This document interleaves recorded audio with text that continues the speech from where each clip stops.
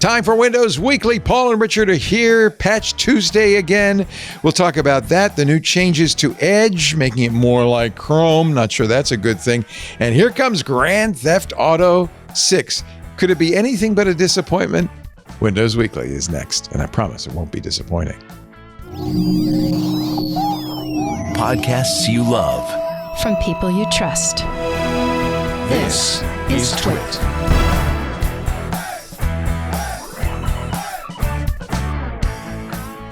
This is Windows Weekly with Paul Thurrott and Richard Campbell, episode 996, recorded Wednesday, August 12th, 2026. Security through lack of features. It's time for Windows Weekly. Hello, you winners and you dozers. Yes, we're back from Vegas. A little lighter in the loafers, but nonetheless happy. Paul Thurrott has returned to his domicile in beautiful Roma Norte, Mexico City. Hello, Paul. Hello, Leo. Wonderful to see you. You too. It was fun seeing you in the flesh, I might add. That was a lot of fun sitting together. Look who's there. Richard Campbell of Run As Radio fame. And considering the meals for the 48 hours, nothing lighter about me. Oh, my God. That was a good steak we had at the worst named steakhouse in America, I think. What was it called again? Tender. Tender. Yeah. You could have called it Tinder. Legal tender. A little different. Legal maybe I didn't really get the name. Oh yeah, their steaks are tender. Oh, they are tender. They was sort of. What's the implication for the other steak places? Tough. Right. I'm going to open a steak shop called Smell like Tough. burnt oily bacon. What's going on here? Rich is in Madeira Park, beautiful British Columbia. What's the weather like in Mad Park today? Well, let's take a big peek out the window there. It is gorgeous. Sunny with a touch of forest fire smoke. Oh, a little haze. That makes the sunsets pretty. That's okay. It certainly does. But Holy cow, also a lot of suffering going on in the interior right now. Yeah, I should have some loss of homes and lots of people displaced. Well, we were doing Intelligent Machines a couple of weeks ago. Actually, it was last Monday. And I said, I smell smoke. And then I looked at, we have a program that everybody in Northern California watches like a hawk. Everybody in California called Watch Duty. Do you have that up there? I don't know. It's a fire alert. And all of a sudden, there's a fire half a mile away. There you go. And it has a name. Faster than the software. When they name it. Yeah. Once your fire has a name, it's a problem. It was the Straub fire. Fortunately, it was also the put out fire within half an hour. So that's good. Okay. Yeah. Thank you. Our pattern is first you call it a fire. Then when a couple of different fires meet, then it's a complex. Ooh. Yeah. When does it become a bomb cyclone? Yeah. Right. Jeez. Anyway, enough of nomenclature. I think we're here to talk about something you all know as Windows. And yesterday was Patch Tuesday. It sure was. I just looked down at my sys tray and I have not patched. Oh, do you get a little squirrely line thing there? The little swoopy with the yellow blob. Well, we can wait while you reboot if you want. That seems really unwise.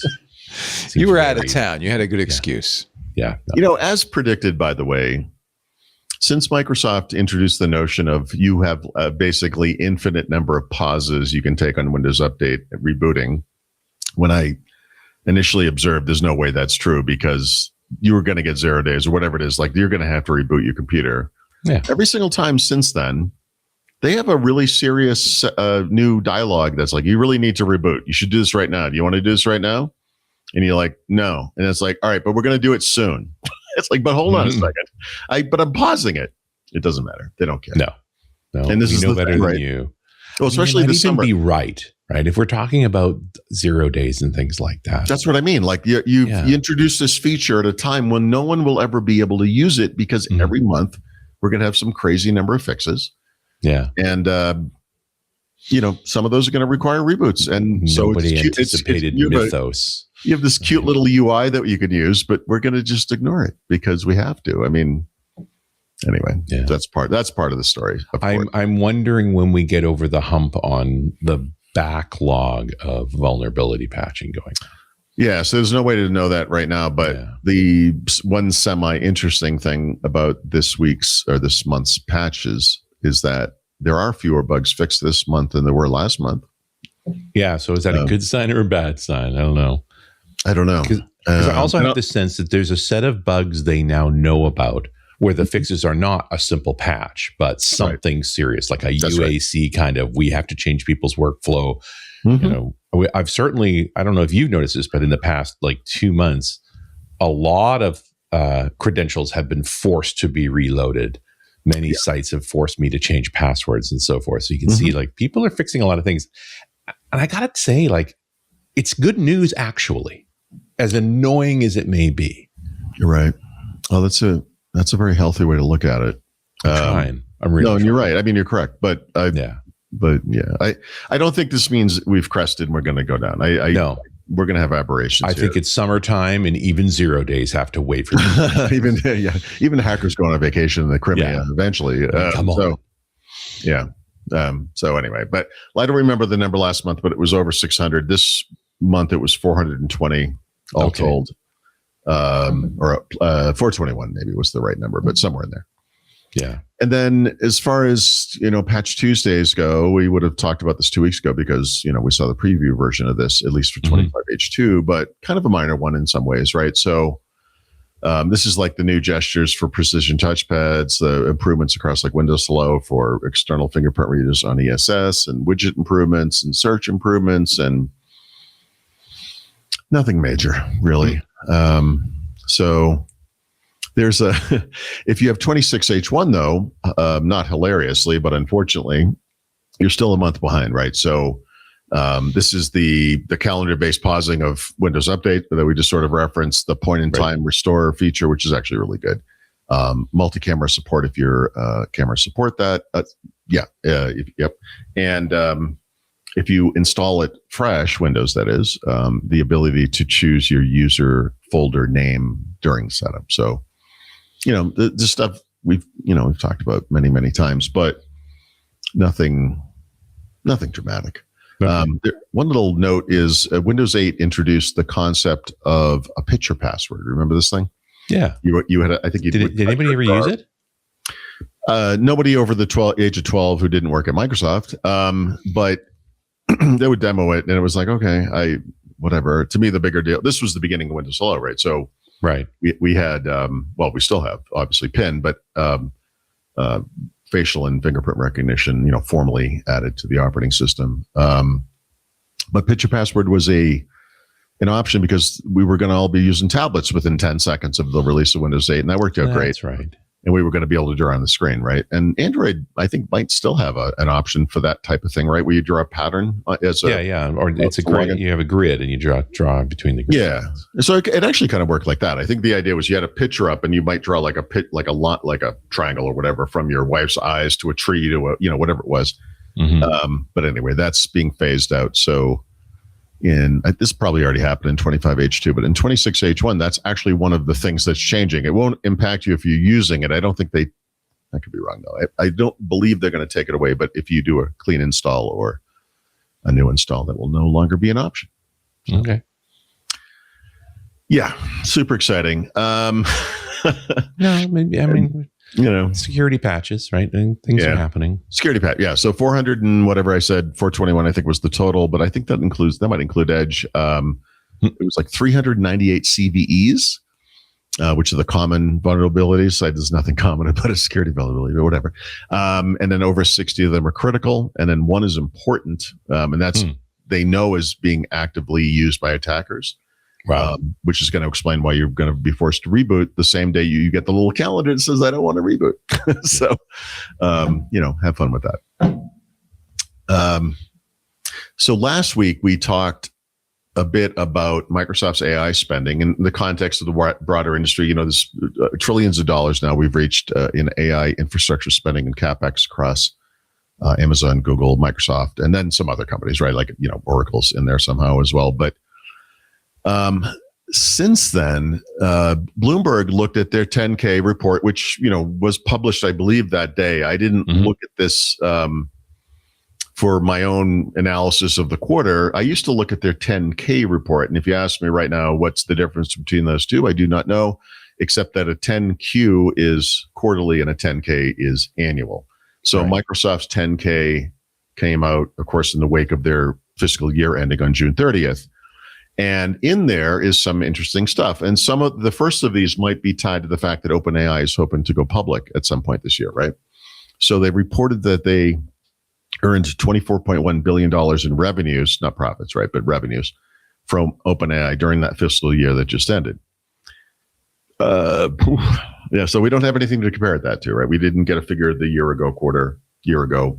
I guess, actually. But the thing is, like Microsoft spent, $145 billion on CapEx in the same year. Right. And that $24 billion they earn in revenues, there's a 90-something% chance that 100% of that money, Microsoft also transferred to them first, and they transferred it back. And they're both recording it as revenues. This is one of the accounting tricks they're using right now, this right? Is the circular accounting trick. Yeah, this is a big problem. So the thing that Bloomberg had come to is that just looking at the numbers, and they're running into the same issue where I run into every quarter, which is we don't get all the numbers. But if you look at what they call, and they, in this case is Microsoft, actual AI sales. And this was we don't have this number, but they were, Microsoft, that is, I'm sorry, a quarter ago said they were on track to earn $37 billion in AI revenues over a 1-year period that is not their fiscal year. And this was based on the quarter ago where they had earned 1 quarter of that number. So probably like 9.25 billion, which was a record at the time. And they were like, if we just, this just persists, we will make 37 billion over the year. Right. And it's like, Profit? that is, no. Oh, no revenue. profit. These are just revenues. You scared me. I know these are big numbers to normal people. These are not big numbers to these companies. And the calculation they made was that between 50 and most likely closer to 70% of all of Microsoft's what they call actual AI revenues, they call it sales, but revenues, came from OpenAI, a company they are funding on their infrastructure pretty much 100%, right? Mm-hmm. There's not a lot of dollars coming Microsoft's way from OpenAI that did not originate at Microsoft, right? If you do the math on this means that Microsoft's total annual AI revenues for, I'm going to call it this fiscal year, might be between $41 and $48 billion. Okay. But they spent $145.3 billion on CapEx. And so this turns into that Spaceballs joke. When will then be now? Meaning, when will those numbers crisscross each other on a graph? And I'm going to argue that the sun will implode and the earth will be destroyed before we ever see that happen. That's my, my professional financial analyst guess. But again, looking at the numbers a little bit more, like, Microsoft would use the term invested. I would use the term lost. About $100 billion on AI in that last fiscal year, because you have to factor in the paper revenues they made from AI. Sure. Which again, I think when you say CapEx, I keep thinking they're building data centers with that money, but you're talking about them. This is actual AI revenues. Like there's no check, but in OpenAI's case, I would imagine it would be one of those giant comedy checks. They brought him a check and, Satya Nadella hung it on his wall or something. And then, people like Ed Zitron and Corey, Dr. O'Fallon, just a little bit, believe that if you look at all the CapEx spending, you look at all the money that's just being circularly, returned between each of these companies, it's pretty clear that, like, industry-wide, and this is a small industry, right? These are the three big hyperscalers, Google, Amazon, and Microsoft. 70% of the revenues are just money they're exchanging with each other, and it doesn't account for the vast spending that they're making, which again, this annual year, actual year, it's probably going to be about $1 trillion, right? And it's only going to keep going up if we take these people at their word. And my math on this, which is very simplistic and again is missing data, is that at most Microsoft has made $1 in revenues for every $3.30 that it spends on AI. But it's actually much worse than that, because we don't have all those. We don't have all the numbers. We don't have any. Mm-hmm. This is, it's a pyramid scheme, basically. We don't really have everything we need to kind of accurately understand this. So, the other comparison I made is that change make ad, which maybe I brought up on the podcast. I don't remember the bank that just makes change. There's an SNL skit, and they're like, well, how do you make money? And he's like, volume. And you can't argue with the volume. I mean, these companies are exchanging vast sums of money, but this is just, I don't know. I really feel this is fraud. Yeah, vast sums of money being exchanged is great if you got a couple of points on the upside, but if you don't, there's also this problem. Lose fast. You could make the argument that Microsoft at some point or over some period of time handed OpenAI actual money in the form of $11 to $13 billion in investments or whatever. Mm-hmm. It didn't actually work that way, right? Because a lot of that was Azure credits and whatever. But whatever. I mean, let's just pretend. But I suspect they listed those funds as an investment. That's the thing. But that's the rare example of money in this story that originated from somewhere. It actually came from a real asset or whatever you want to say that. But I feel like the vast majority of the rest of this is just, Microsoft is somehow paying. I mean, maybe they're paying for it over time, as we talk about, but they are paying, and the other companies are paying for, to build out this infrastructure. That money has to be paid. NVIDIA is making real money. They might literally be. No, they're not the only, but they make the vast majority of like what I would call the real money being made in this market right now. Nominally, they are selling shovels. It's just a question of how many shovels can you actually deliver on. I hope shovels can be used to make a dam, because we're gonna need that too at the end. But I don't know. I feel like this is just the more you know about this, the worse it gets. Not knowing a lot about it gets. It's just sort of that sense of dread of y'all know what you're doing, right? Right. Speaking of picks and shovels, who's really making money is NVIDIA. I just spent a lot of money in NVIDIA so that I don't have to give Anthropic and OpenAI any more money. Mm-hmm. You're like, let's avoid the middleman, and I will just pay them directly. Yeah, on my own. I'm sad to say Chinese models, although it's interesting because both NVIDIA and now Meta have decided, open weights, that must be the big thing, and they're pushing out some pretty incredible models. So one of the things, again, I guess I'm just going to bring up Cory Doctorow every show now because whatever. But one of the things he talks about is this notion of, he has all these good ways of saying different things, right? Like when you hear a company is pivoting, what that means in big tech is our strategy has failed. Yeah. So we're going to completely change the business model. That's what Facebook did when they became Meta and went to VR, and what Meta is now Facebook's doing. Famous for it. Because they're run by idiots who are. The next big thing's metaverse. Wait a minute. I know. This just in. I didn't put this in the notes. I don't know. I'm not sure why, but of course, Mark Zuckerberg comes up with a 6,000 word manifesto about how human lives matter, and we have to AI is for humans and blah blah blah, whatever. It's like, that's what a loser says.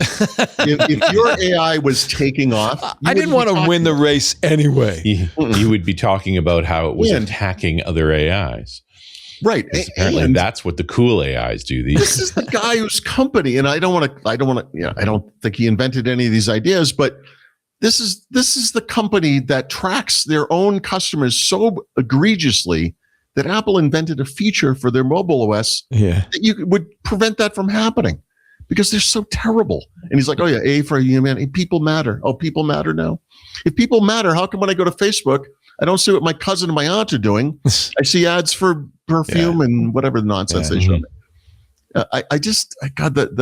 It's not even, is it hypocritical? I guess it's hypocritical. It's worse than hypocritical. I need a better word than hypocritical, but God, why would anyone follow anything Meta down any rabbit hole? It's unbelievable. Anyway, but I don't know anything about their finances and don't care. But Microsoft, this is what we talked about. This is like a scorched earth policy that the three big hyperscalers have made. The deal with the devil they made is like, we're going to spend trillions of dollars, and when we're done, we're still going to be left standing. And if we're lucky, all those other companies will just be gone.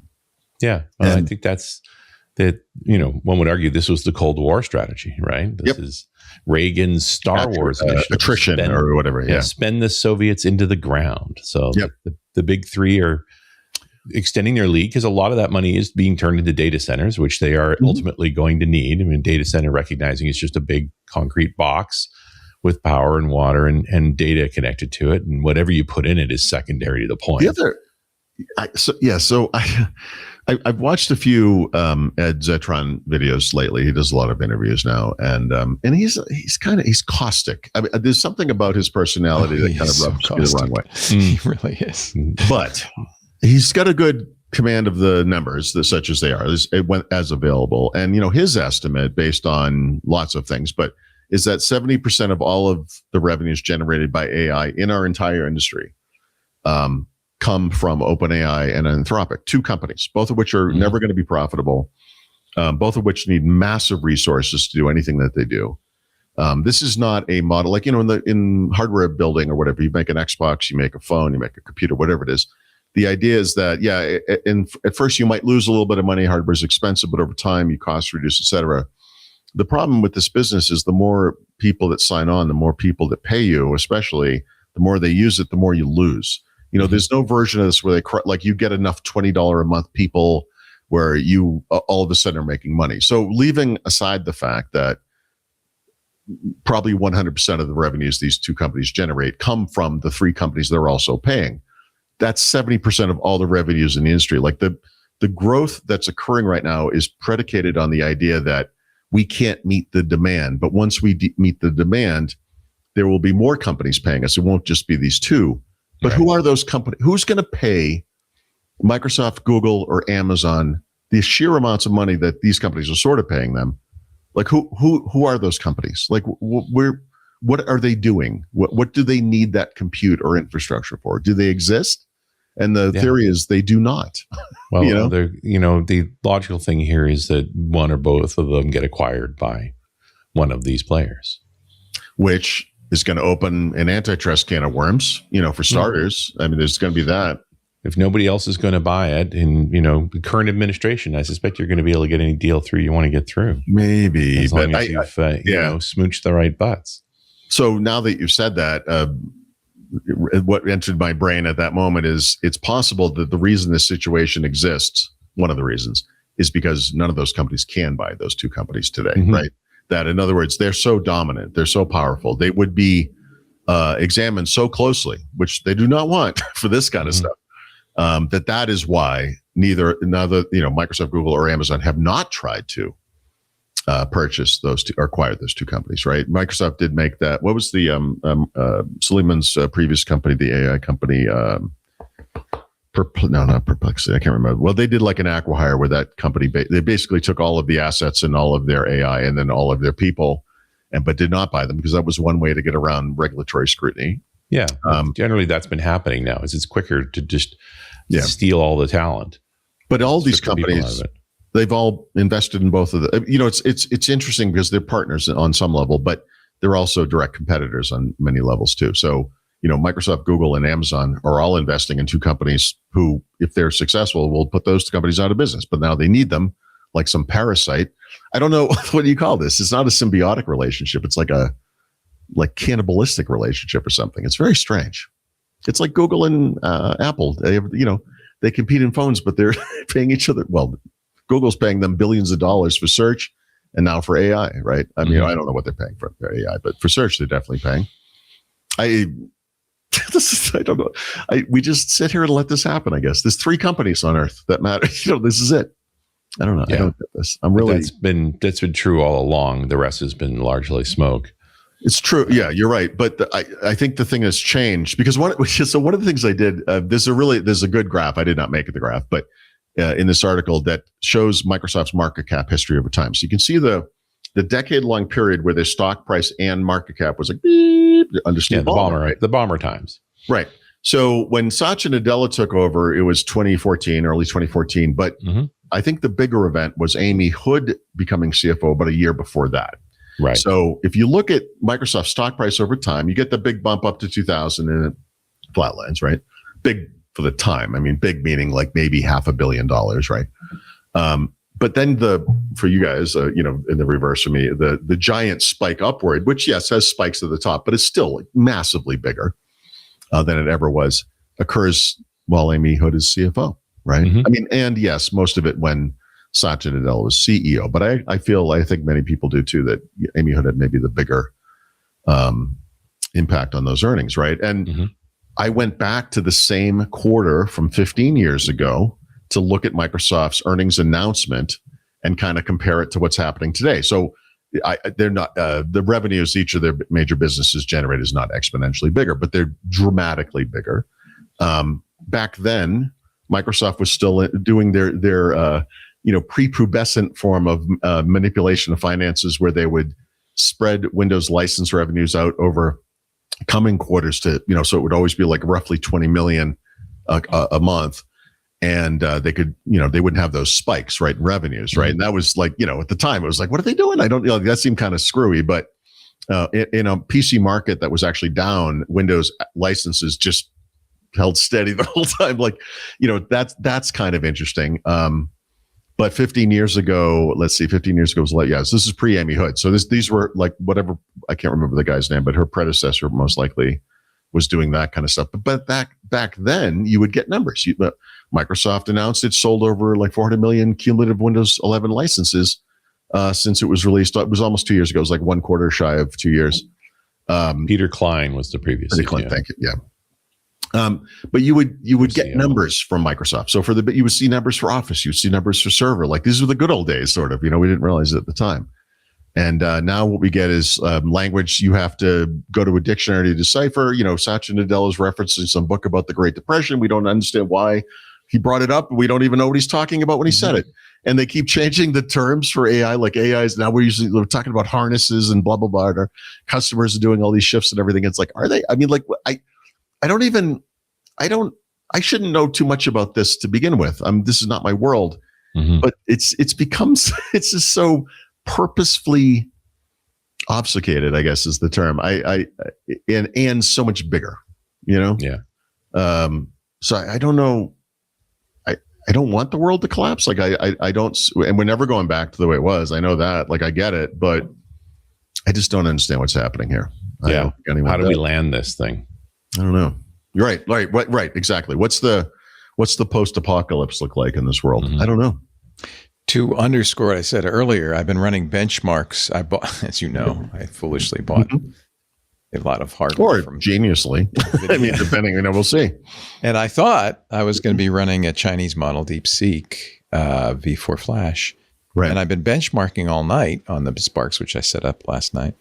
And weirdly and kind of depressingly, the strongest model is NVIDIA's own new Nemotron Lightning. It is fast and good, and wow. And this is the sad part, fits into a single Spark. Yeah, no, I was going to say this is the I Apple wonder if it's model, a hard way in NVIDIA knowing how to use their hardware. It is NVIDIA on NVIDIA hardware. Exactly. Absolutely. Not that anyone else couldn't come along and optimize for that hardware too, right? Well, I'm theoretically running optimized versions of DeepSeek anyway. Okay. And I'm not really crying because the models are going to only get bigger and better, and maybe I will need to at some point. But NVIDIA is again firing on all cylinders. Very impressive. They're doing an open weight model that competes well with the Chinese models. I think that's very interesting. That's a brand new data point, by the way. This came out a couple of days ago. Okay. Yeah, anyway, part of that. No. I mean, part of the meta thing, which I did not add to the notes, was that Glimmer. Yeah. Is it Muse Glimmer? I think is the name. Yeah, they released, and they've got Muse Spark. I think is coming out. So Muse Spark, I believe, is like a cloud model, which cannot compete with the best of the hyperscalers, right? And Muse Glimmer can't either. By the way. Well, no, it's a local model, right? It's not very good. Right. Well, of course not. It's meta. But I mean, but this is what, not only they now they're calling for the open internet and open weights and blah, blah, blah, whatever. Of course you are. But you couldn't compete. And the reason you're doing this is because they were never competitive in the cloud. Right. And now they're not competitive locally, but now the future is local. And they're just kind of shifting the goalposts here. Like we're going to this is where everything should be now. It's like, this will be easier for us to maybe become competitive. Maybe, but I don't think the other guys are going to slow down anytime soon either. So I know we'll see. I hate that company. Have I mentioned that? Because I hate. Yeah. I hate them. And I have to admit a little bias. When I downloaded Glimmer, I thought, well, this isn't going to be any good. But I wanted to keep an open mind.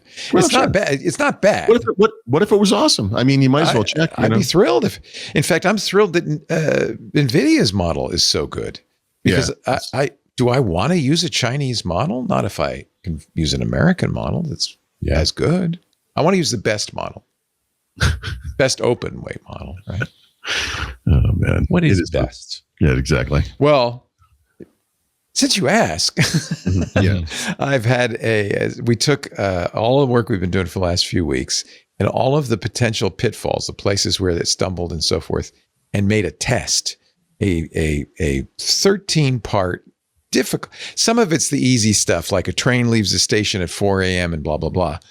Some of it is based on our own stumbles. A lot of it is. And I want to see which model does best with the kind of work I've been doing. And so that's there. I'm tested. And this is the only way to really test anything is test it on you, on what you do. The only problem is you have to keep retesting it, you know? Yes. Because I you have a whole come up- harness you know, so it's that like I can do that. New ones come out every day. Yeah. Okay. There you go. Yeah. Friday, there's going to be a new Quen. Well, there was one today. It's too big for me to run, but there's going to be one I can run on a Friday.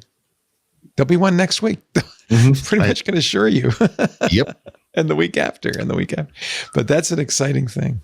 Anyway, I'll shut up because this isn't the AI show. That is coming up. And actually, I should mention on Intelligent Machines later today, we're going to interview our old friend Nicholas De Leon, who is by day a mild-mannered reporter for Consumer Reports, but by night an AI guru who's doing all sorts of really interesting stuff, including he had a World Series simulation that he put online. He has a local newspaper for Tucson that's really good. So Nicholas De Leon will tell us how he does it later. Okay. Cool. Would you like to pause for station identification? Sure. And a message from my mattress. Yes, I have a talking mattress. Our sponsor for this, it doesn't talk. That would keep me up at night. Our sponsor for this section of Windows Weekly is Helix Sleep. Man, I don't know about you. These hot August nights, and I'm talking about the Northern Hemisphere, of course, can make a restful sleep pretty tough. Instead of tossing and turning, sweating your way to morning, upgrade to a Helix mattress. That's what we did. And reclaim your rest. With Helix, you can say goodbye to night sweats. You can say goodbye to back pain, to something that was bugging me, motion transfer. The cat would jump on the bed and I'd leap out saying, earthquake. No, it was just the kitty. Don't settle, by the way, for overseas mattresses made with questionable materials. You want a Helix mattress. It's assembled, packaged, and shipped right from Arizona within days of your order so you can start sleeping better, faster. We actually realized we'd had our mattress for, I think, 8 years. It was time for a new one. You're supposed to replace them every 6 to 10 years. 8 years seemed about right. It was they wear out. They get a little saggy and so forth. So we did a lot of research. We came up with Helix, and I'm glad we did. We took the Helix Sleep Quiz, which matched us with, and we'll do this for you too, with the perfect mattress based on your personal preferences. You like firm, you like soft, and your sleep needs, how you sleep, stomach sleeper, side sleeper, all of that. And the nice thing about Helix is they have a variety of mattresses made for every combination. And they don't just, rest on their anecdotal success. I mean, it has been great for me, but they did a study, a Wesper sleep study, and Helix measured participants' sleep performance after switching from their old mattress to a Helix mattress, just as we did. And the results were exactly what I found. 82% of participants saw an increase in their deep sleep cycle. Participants on average achieved 25 more minutes of deep sleep per night. That's exactly what happened to me. It doubled it.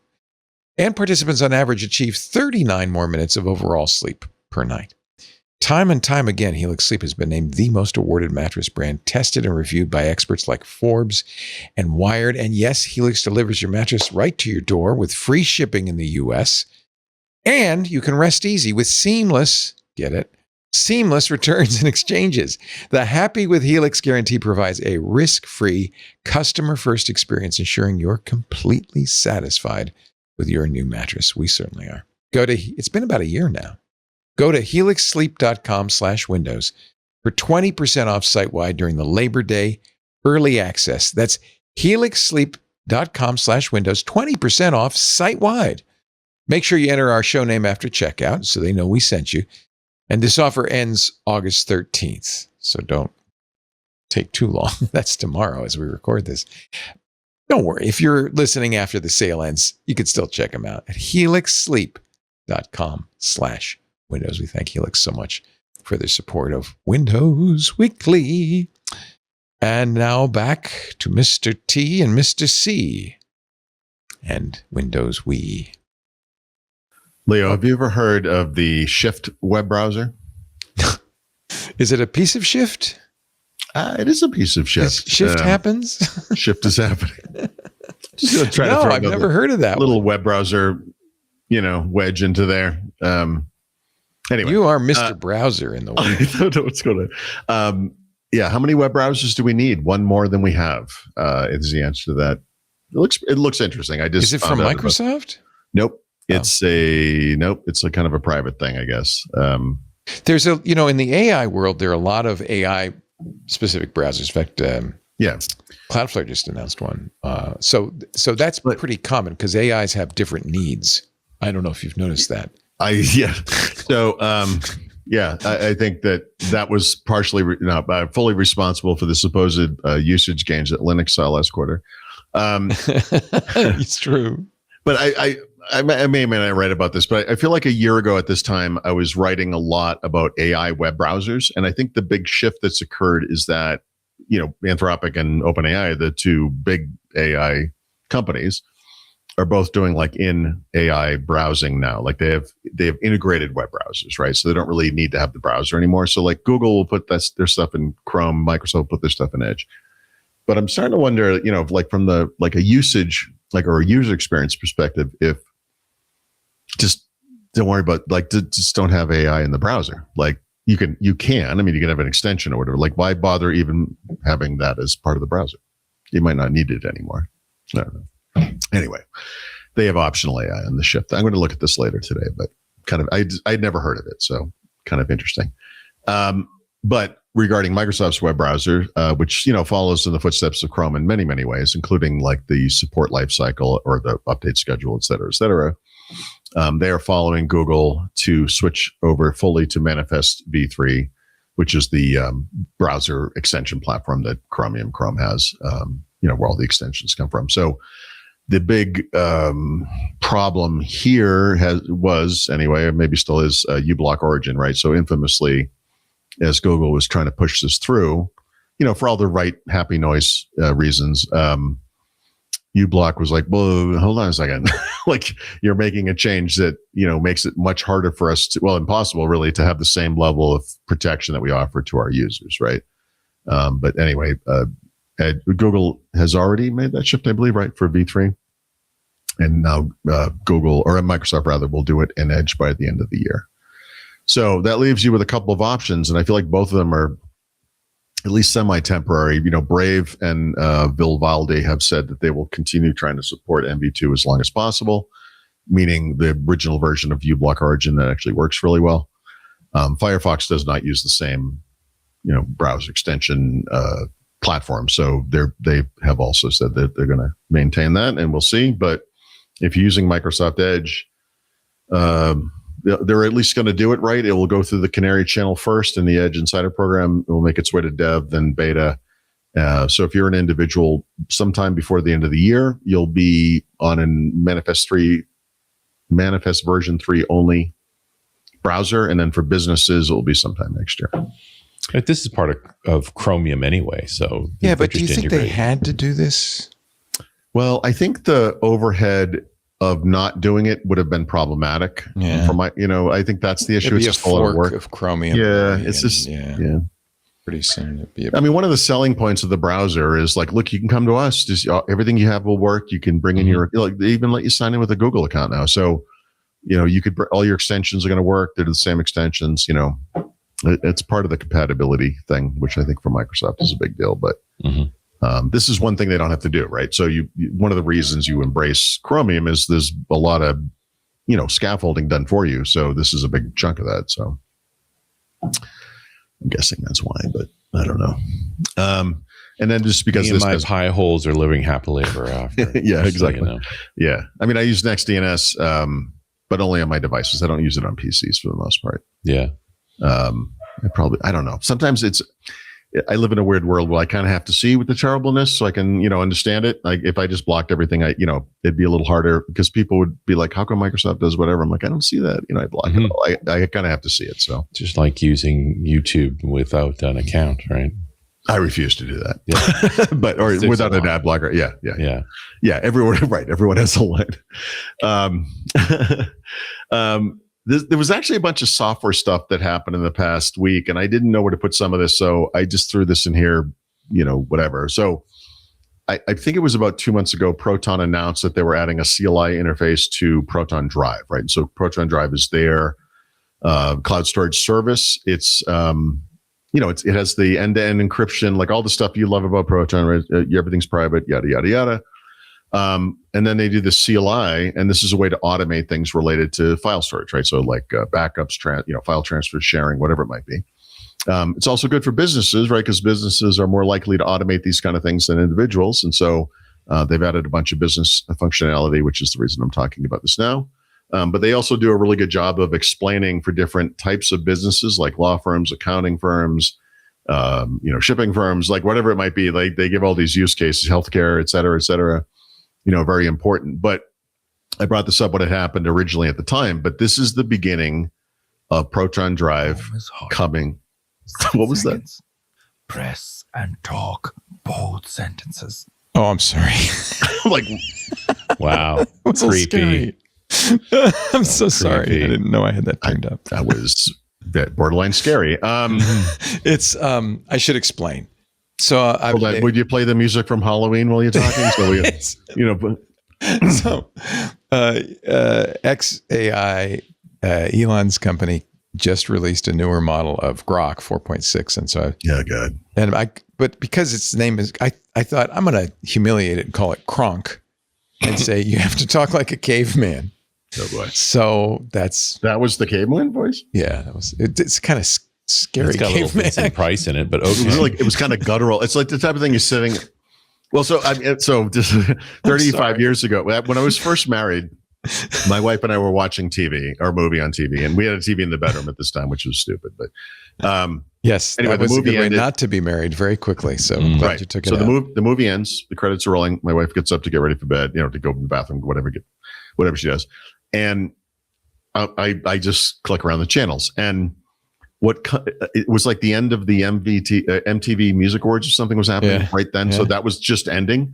And so I'm just sitting there waiting for her to get out of the bathroom. And this voice comes on and he goes, I know where you live and I'm coming there tonight. Oh God. And I was like, what the hell was that? And it was like, it was part of a movie. I can't think of the name. I know the movie. I can't think of the name of it. But I was like, it had shifted in the audio from the wrong thing or something. And I was like, oh my God. And anyway, that thing was just like that. It was. And I'm so sorry. I didn't realize I had the pod up. It's supposed to talk to me when it needs me.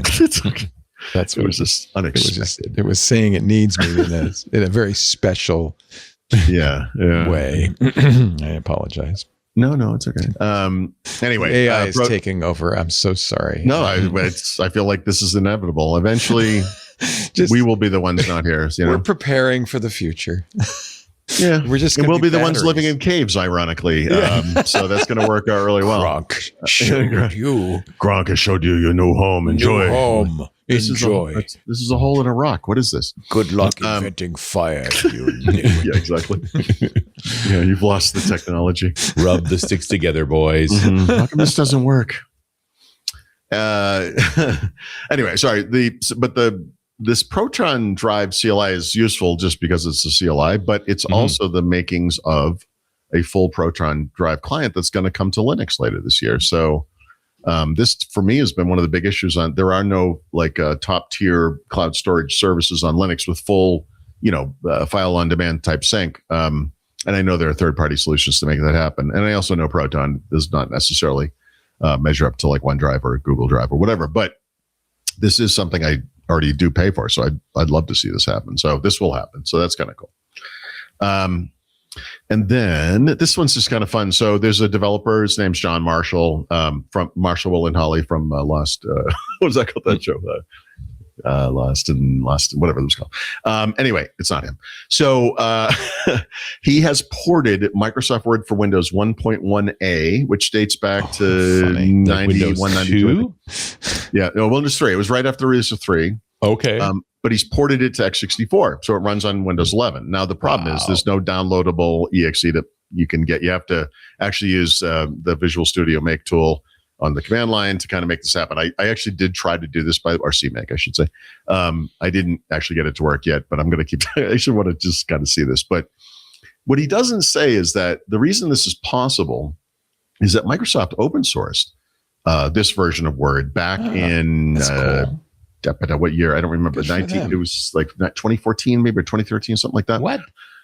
Yeah, it was a long time ago. Yeah, it was a really long time ago. As soon as they realized that it couldn't read any of the current file formats, they said, "Hey, you guys can have it." Yeah, who cares? Like it's this is quaint. You know, it doesn't even have like DDE in it. Like it's no OLE, there's no COM, there's no nothing. But you know, it's the old Windows file format, right? Before the XML format. So yeah, I mean, who's got a document like that? I would almost rather have the like DOS version of Microsoft Word, honestly, which I believe you can, in fact, still download. But anyway, at the time, they had also open sourced MS-DOS 1.1 and 2 point something.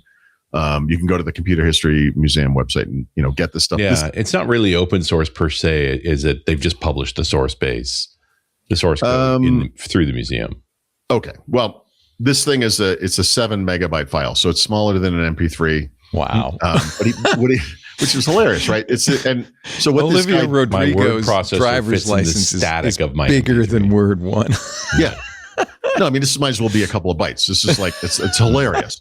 But I've got pictures larger than you. Yeah. Right, exactly. But what this guy did, I think, is really cool because he did a lot of work, right? So he translated all the 16-bit assembly language entry points to fixed like C or C++ code. He mapped like segmented and double indirect memory handles to x64 safe memory, like native runtimes. He adapted like Win16 specific, startup messaging, graphics, file, and resource behaviors to Win32 APIs, blah, blah, blah. Anyway, he did the whole thing. And like I said, did he do it or did he? No, he did it. Some help.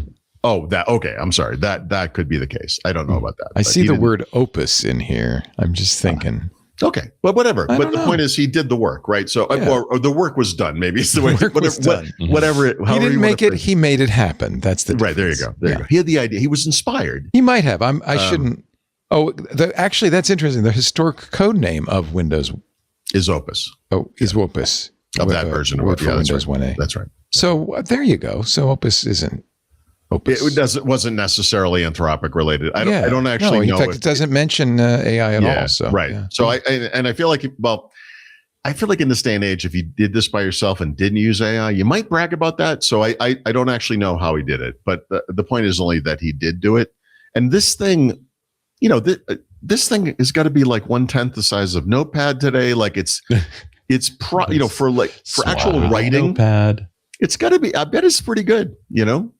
I don't know. I'm fascinated by this. I like this. To me is an example. This is like what do you call it? Like software preservation or whatever. I mean, it's cool. And a nostalgia poke. Yeah. I mean, and honestly, you could already see, like, if you look at the screenshot, that screenshot is not from today. That's from Windows 3.0, right? You can already see this thing going off the rails, right? It's got like this big, file menu or menu system. It's got like 2 toolbars with lots. It's really dense with the controls. For the time, this was, like pinnacle. Like this was as good as a word processor, especially on Windows, was ever going to be. And then, not really, but it still looks. You're not in love with the kilobytes free. Well, actually, I'm kind of in love with just the buttons, like the old school. I kind of wish we had like a theming engine in Windows. I could be like, could this look like Program Manager, please? Like, please. I kind of like it, When I we miss were SVGA. Yeah. We didn't have shaders. Yeah. No. And look at you and your no math coprocessor. Look at you and your transparency. Every software-based rendering, Wow. Also, just to put this in context, I mean, this was Castle Wolfenstein was either out or just about to come out 3D. And then we're a year or two away, not at most, from Doom. Everything changes pretty soon after this. But But this was also Windows Ascendant, right? Windows 3 was the first big one. This was Windows 3? Windows 3.0, Yeah. Yep. Yeah, Windows 3.0 was 1990. Look, yeah. Yep. I remember seeing Windows 3.1.1 and saying, Microsoft caught up with Apple. In fact, that was Steve Jobs' contention. I remember him saying that. Right. That was the one. No, and one of the funner things about Windows/Microsoft history is that there are many examples of like minor releases that were actually really big deals, right? So 3.1.1, like you said, there was a Windows Workgroup version. Yeah. Maintained the 3.0 look and feel, but you could enable things like 32-bit memory access with a flat memory model, 32-bit disk access, and then one other thing I'm forgetting. But those were the foundations of what became Windows 95. So obviously you get the new UI as well. But I mean, as far as and all the apps were still 16-bit actually for the most part. I don't think you could run. No, you couldn't. There was remember they were going to do Win32s, so you could run like NT apps on Windows, and then they kind of gave up on that. But there was a thunking layer. David Cutler told us to. Yep. Yeah. Anyway, I just think this is cool. It doesn't really. Yeah, I don't think anyone. Man. Yeah, I don't think anyone's switching to it. Look, you could download versions of WordStar today, Electric Pencil. I just wonder if I could take an existing Word doc and export it to the old format so this thing could read. I bet it. Well, maybe. I mean, those are known. Like the document format now is known to be unsafe, right? Like it was the subject of a lot of attacks and so forth. So it's like this is pre-macros. Like, how dangerous could it be? Oh, like in other words, if you loaded it in this version of the app, you'd probably be okay because it can't do anything. Right. That's okay. That's probably security through lack of features. Well, by the way, I mean, there's something to be said for that. Like we eliminated all the attack surfaces. What does it do? Nothing. That's I'm really weak. If you want allows security, you to type text in and bold it. That's all it does. Yeah. What do you need? I mean, it's basically Markdown. So anyway, I just thought that was kind of cool. And then a couple of just quick non-Microsoft-y kind of AI things. So yesterday, Google announced that Gemini had surpassed 1 billion users, and this is the fastest it's ever reached. Any Google product has reached that milestone. Really? Wow. Yeah, but asterisk, 100 million users was cool. Let's asterisk that, because here's the thing. So today, Google announced the Pixel and Series phones, right? So there's a new watch. There's not a new earbuds. There's no smart speaker, but they have like the new phones. And so the new phones are like $100 more expensive. If you buy a Pro device base model, you're getting less RAM than you got a year ago. You have to upgrade the RAM, the storage to get more RAM.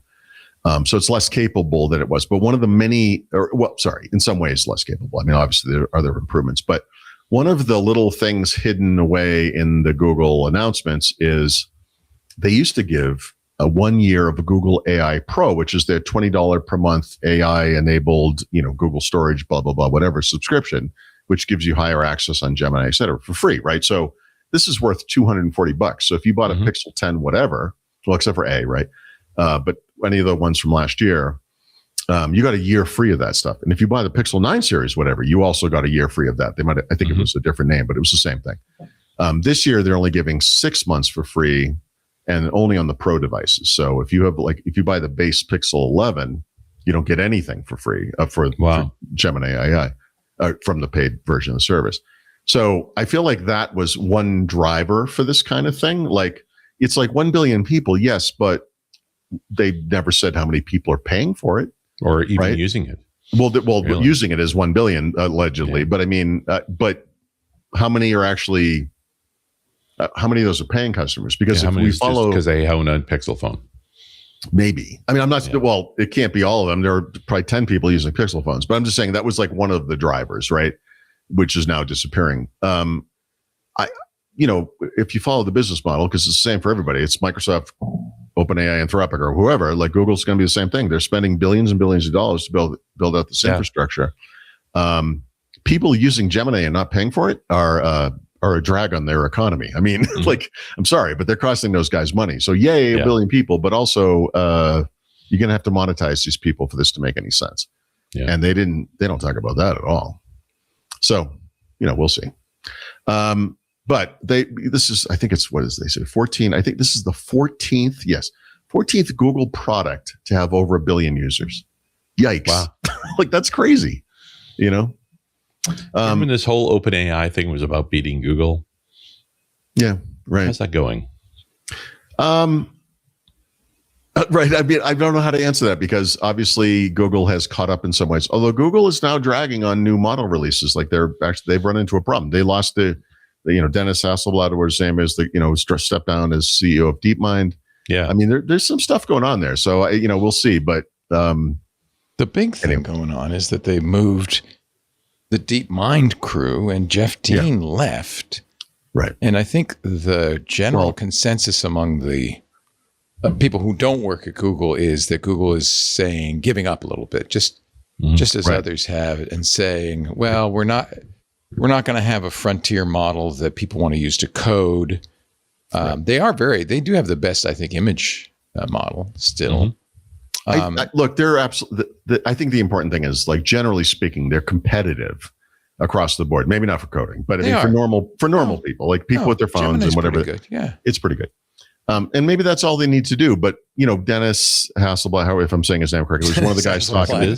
They moved Demis to sciencing. Well, this is their sideways out the door, right? He clearly has lost any interest he has in this. He he probably knows more than he's saying about the reality of what they're going to be able to do. I think the other possible interpretation is, so it looks like in a thumbnail. Yeah. Remember, ChatGPT was OpenAI was chasing images with Sora and video. They're chasing chat. They were doing all this stuff. Meanwhile, Anthropic's going, no, it's all about coding. And they went head down and they built the best coding tool. Right. And everybody went, whoa, it was all about coding all along. OpenAI says, we're getting rid of all that stuff. Sora, bye. We're going to focus on coding. And I think something similar is happening. Google didn't. And Google's now saying, yeah, we're too far behind. So let's focus on science. Because they already had deep fold. They already had the protein folding capability. Huge. Demis had done some really interesting stuff there, AlphaGo. And so I think that maybe they just say, well, we missed an opportunity. It's kind of like Bill Gates' internet memo, right? Yeah, no, I by the way, I think you're right. But I also see what I wonder about this is what this means more broadly. In other words, is this acknowledgement that throwing spaghetti at the wall isn't really working? Let's focus on whatever the things are that we can do. Right. So you're seeing them already scale back. So in the sense that, like, AI is so fastly moving upward or forward, or however you want to say it, they're also cutting features more quickly, right? All of a sudden. And I think for a guy like him, or like Mustafa Suleiman, or I'm trying to think what else might fall in this category, but people are talking about superintelligence or AGI, blah, blah, blah, whatever, it's going to change the world. It's like, it's just a spell checker in the sky. And, it's good. That's a sickness that's actually harming OpenAI and Anthropic. I think so too. Now, is this chase? It's almost a religion. Superintelligence. It's religious. Yeah. And I think Google is, I can imagine Google saying to Demis, look, you know what's really going to change the world? If you can cure cancer, if you can come up with new vaccines, if you can make big breakthroughs. The protein folding thing is doing that, right? Exactly. So you are, that was his baby. But so you say, you know what? Let's focus on that, because you know what? Go ahead, let them take coding, let them do all that.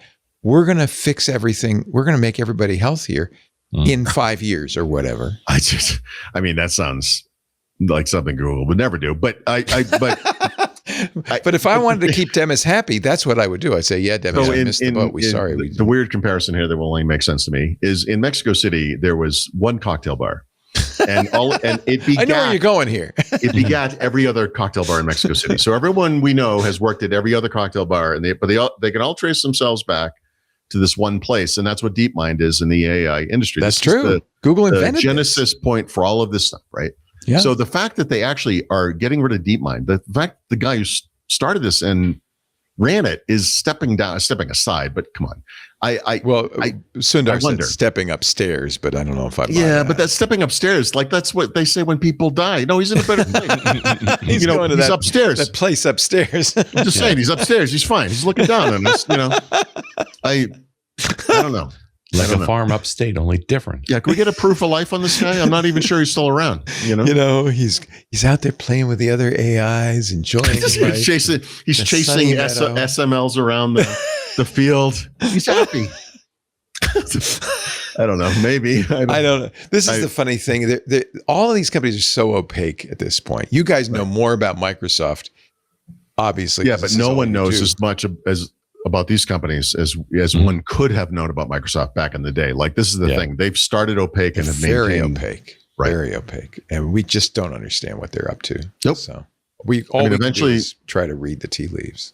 Right. I mean, it'll go public, I guess, and then we'll know a little bit more, but they're going to be as non-transparent as they can be. I mean, I can tell you this, they are not going public till they have to. They're not going public till they run out of private investors who are willing to pump billions of dollars into them. Yeah. Yeah. Because they don't want to see if that is ever going to happen, right? I think now I'm starting to think, because they really delayed it. They filed these, IPO plans. Yeah. And then you heard nothing about but this. it's a ripcord. It's an emergency button. It's a break glass button. And so they're ready if they have to. But I know they don't want to. They don't want to disclose this stuff. They're very private. Mm-hmm. Right. They don't want you to know that they're they absolutely do not want you to know. Right. That was my point. Got to be looking at what's happened with SpaceX and going, you sure you want this? Mm-hmm. Yeah. Yeah. No. I mean, that company's run by a Bond villain. So, I mean, it's a little different. Well, I guess they all kind of are. What am I talking about? Yeah. I guess what I'm finding interesting is they just released a new model and got zero attention. Meta got more attention for Glimmer than Grok 4.6 got. I mean, it's like nobody's even saying anything about it. Taking the time to analyze anything that Mark Zuckerberg allegedly said or wrote is the greatest waste of time I can possibly imagine. Yet I have seen so many analysis pieces of like, this is what he was saying. It's like, dude, he doesn't say anything. Yeah. You're attributing intelligence to nonsense. Well, he's cagey. Cagey. You're giving him way too much credit. The guy's a freaking idiot. It's he's ridiculous. a very, very wealthy freaking idiot. Sure he is, but most really wealthy people, as it turns out, are not geniuses. Yeah. Right place, right time. Yeah. Let's not like be like enthralled by billionaires. It doesn't mean they're special. They just got lucky. Almost every time. I'd like to get that lucky. I did. Me too. Yeah. Me too. I just went to Vegas and didn't gamble a cent. So it's never going to happen. That's our problem. We're too smart to gamble. Yeah. So too dumb to be rich. Too dumb to be rich. By the way, too smart to gamble. Too dumb to be rich. That's a good motto. Autobiography name. Love it. Too dumb to be rich. The Paul Thurrott story. I don't know. Anyway, speaking of things I don't quite understand, OpenAI announced they're releasing a desktop app on Linux for ChatGPT. Why? I don't know. If you're using Linux, I know you're already using it in the way you want to use it. You don't need that. I know, but they're doing it, so I don't know. It's like why because they could, I guess, but that's interesting to me. I suppose it might be like a remote access thing. Oh, mostly. There may be other purposes. Maybe I can only guess because literally they announced it on Twitter X or whatever. They didn't post about it yet. I guess whatever. I'm a snob. I don't use those desktop apps. I feel better to run your own harness. If it doesn't run in a CLI, it's not ready. Terminal, baby. Yeah. I don't know. And I think most Linux users, I don't know. I don't know anything about Linux users, but if I would imagine spend a lot of time in the terminal, they would be comfortable. I would also imagine they spend a lot of time not using OpenAI. I don't know. It just seems kind of weird to me, but they're doing it. So, like I said, I fired Anthropic and OpenAI this morning in a huff. So you're fired. Get out of here. So I did. I did that month of purging, and Netflix was the best one of all. Like I felt a weight lift off my shoulders physically almost. But I killed Anthropic. I killed whatever else. But felt good. Getting rid of stuff. You saw that Anthropic's putting secret messages in all your stuff so they can track you. Well, they learn from the best. Steven Sinofsky said, he said, we tried that. Didn't work out so good. You're still trying it, buddy. Or they are anyway. Like, what are you talking about? We just learned about it. Sinofsky was talking about putting GUIDs in Office documents. I was just going to say the word GUID because it's like the people who blow whistles in Mexico City, to have another Mexico City comparison. Like my son was like, why is everyone blowing whistles? And I'm like, Mark, they didn't hand out the whistles so no one would use them. Like you don't make a GUID so it sits on the computer No. The GUID's only good if it goes somewhere else. I think they invented the GUID for this, actually, for Word documents. And he does say, look, we caught the guy who did Melissa because he foolishly used Office to create the time bomb. But he also said this wasn't a good idea, and we deeply regret it. And so will Anthropic. I assume he has a lot of regrets. One hopes. Better, but yeah, the Anthropic thing, like, you're always going to market this as a positive. It's like, look, we're going to identify this as AI generated content. And people are like, oh yeah, this is what we want, and also we're going to use it to track you around the internet and, find out what you're using it for, et cetera, et cetera. And it's like, okay, well, that's fine. Welcome to big tech. I don't know. Yeah, it wasn't the only reason I fired them, but it's one of the reasons for sure. Yeah, be true to yourself. And it's one of the reasons I really have been pushing to do local models. And I mean, if you could, that would be ideal. The only thing I wanted to give Mark Zuckerberg, not credit for, but just like kind of give him the nod on, was like the inevitability of local AI, which is correct. And with the understanding that you're only doing it because you failed at this other thing. But whatever, that's fine. It's fine. It's called making lemonade, baby. Right, exactly. It's pivoting, Leo, is what it's called in that industry. That's the word. Yes. They pivoted. But yeah, we've all said this, and I think we all agree. I mean, at some point, local AI, depending on the workload of the task or whatever, is good enough. Right? It's obviously never going to be. It is now. It actually is now. Right. And that's, I think, right. And, but the trick is a lot of hardware to run it on. Yeah. So 2 years ago, Microsoft does this Copilot plus PC that everybody mocks. Apple's been doing neural engine / NPU stuff for years and years, right? And then the modern Macs have really good NPUs, essentially. Intel and AMD have caught up, right? They're in the Copilot plus PC train, whatever. But can you name a single app that you use that is? But not you, Leo, because you actually are the exception here. But I mean, you're a normal Windows user. What are you using local AI for? You have no idea. You don't know if you've ever used it.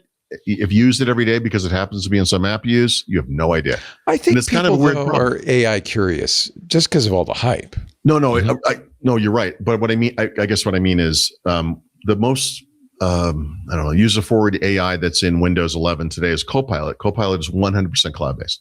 But if you go into Paint or Notepad or Photos and Snipping Tool, and a couple of other things, aside from the like Recall and Click to Do, right, which are local AI, there are individual features that are local AI only on Copilot plus PC, so you won't see them otherwise. But you don't know that if you're using the thing. You like, I use different computers all the time, so I can go two computers side by side and be like, oh, look, this version of Paint has 13 features off that drop down. This one has 6.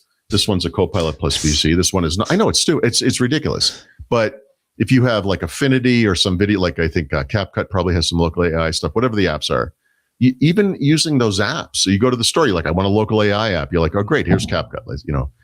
Okay.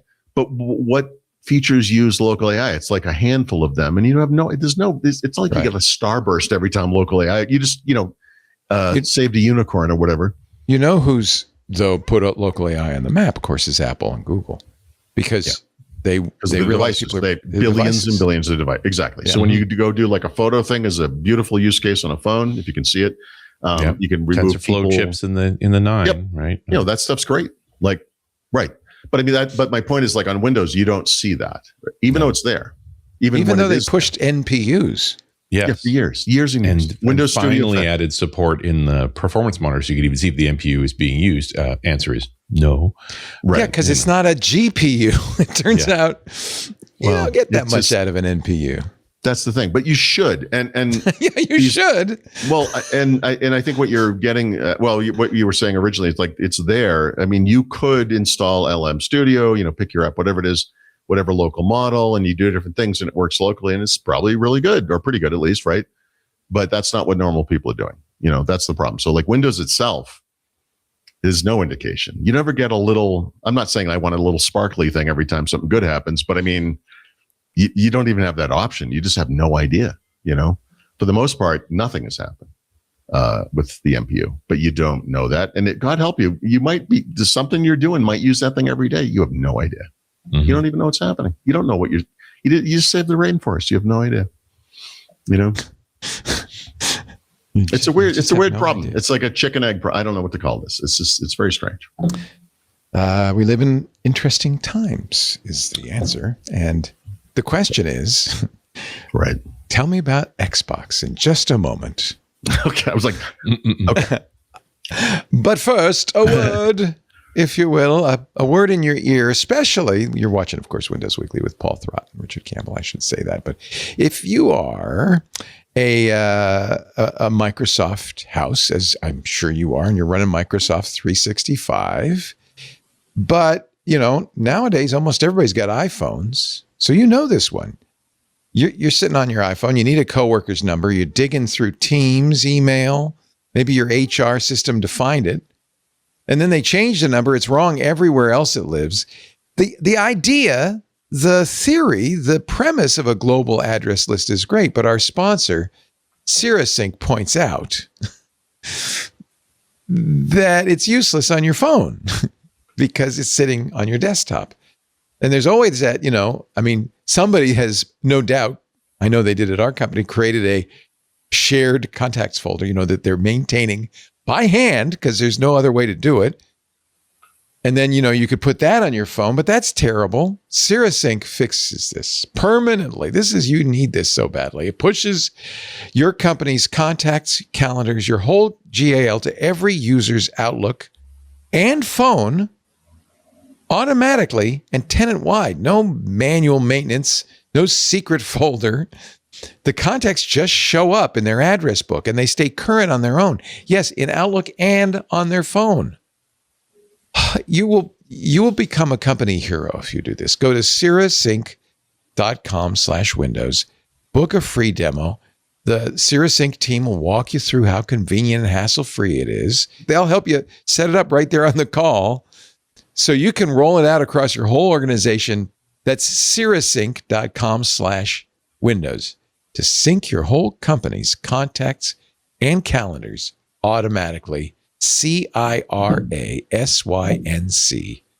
SiriusSync.com/Windows. It's one of those little pain points that we put up with, It's one of the things in computing that happens is these little, I'll fix that someday. But it's every time it's a pain. It's a problem. Fix it now. SiriusSync.com/Windows. We thank him so much for supporting Windows Weekly. Okay, Paul, you're on. Go. Play the Xbox.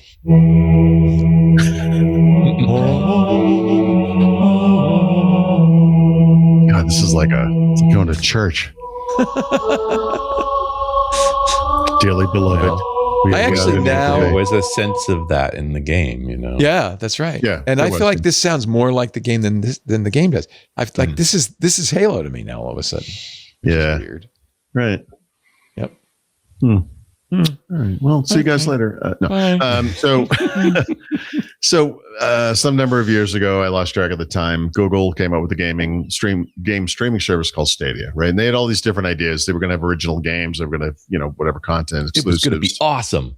Yeah. And the thing is, it actually kind of was awesome as a streaming service, right? Mm-hmm. They solved some of the problems of streaming services, including the latency of the controller, which is a big problem in fast action games, whether it's a single player game like a Doom type, Doom 2016, which I think was one of the games I played on Stadia. So it was within that time period.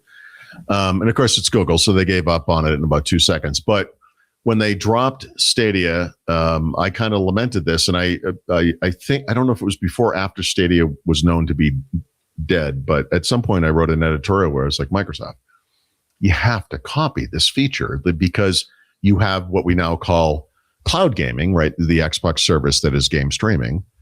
It's now today, it wasn't then, but now you can get it from basically any, but the entry level Xbox Game Pass subscription. So everyone has some access to this.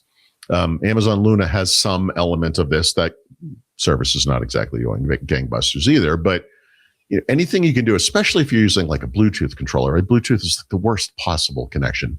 If I was going to do I always get the name of cloud gaming, the game streaming, right? With an Xbox or a PC, I guess, over Xbox, I would wire that thing with USB because anything you can do to reduce that latency. So whenever this was, we'll call it almost 10 years ago, I just wrote this thing. I said, like Microsoft, you have to adopt this feature, like to separate the controller from whatever the device is, because, cloud gaming, you can work on a smart TV, it can work on an Amazon Fire TV, like whatever, like a stick, whatever it is.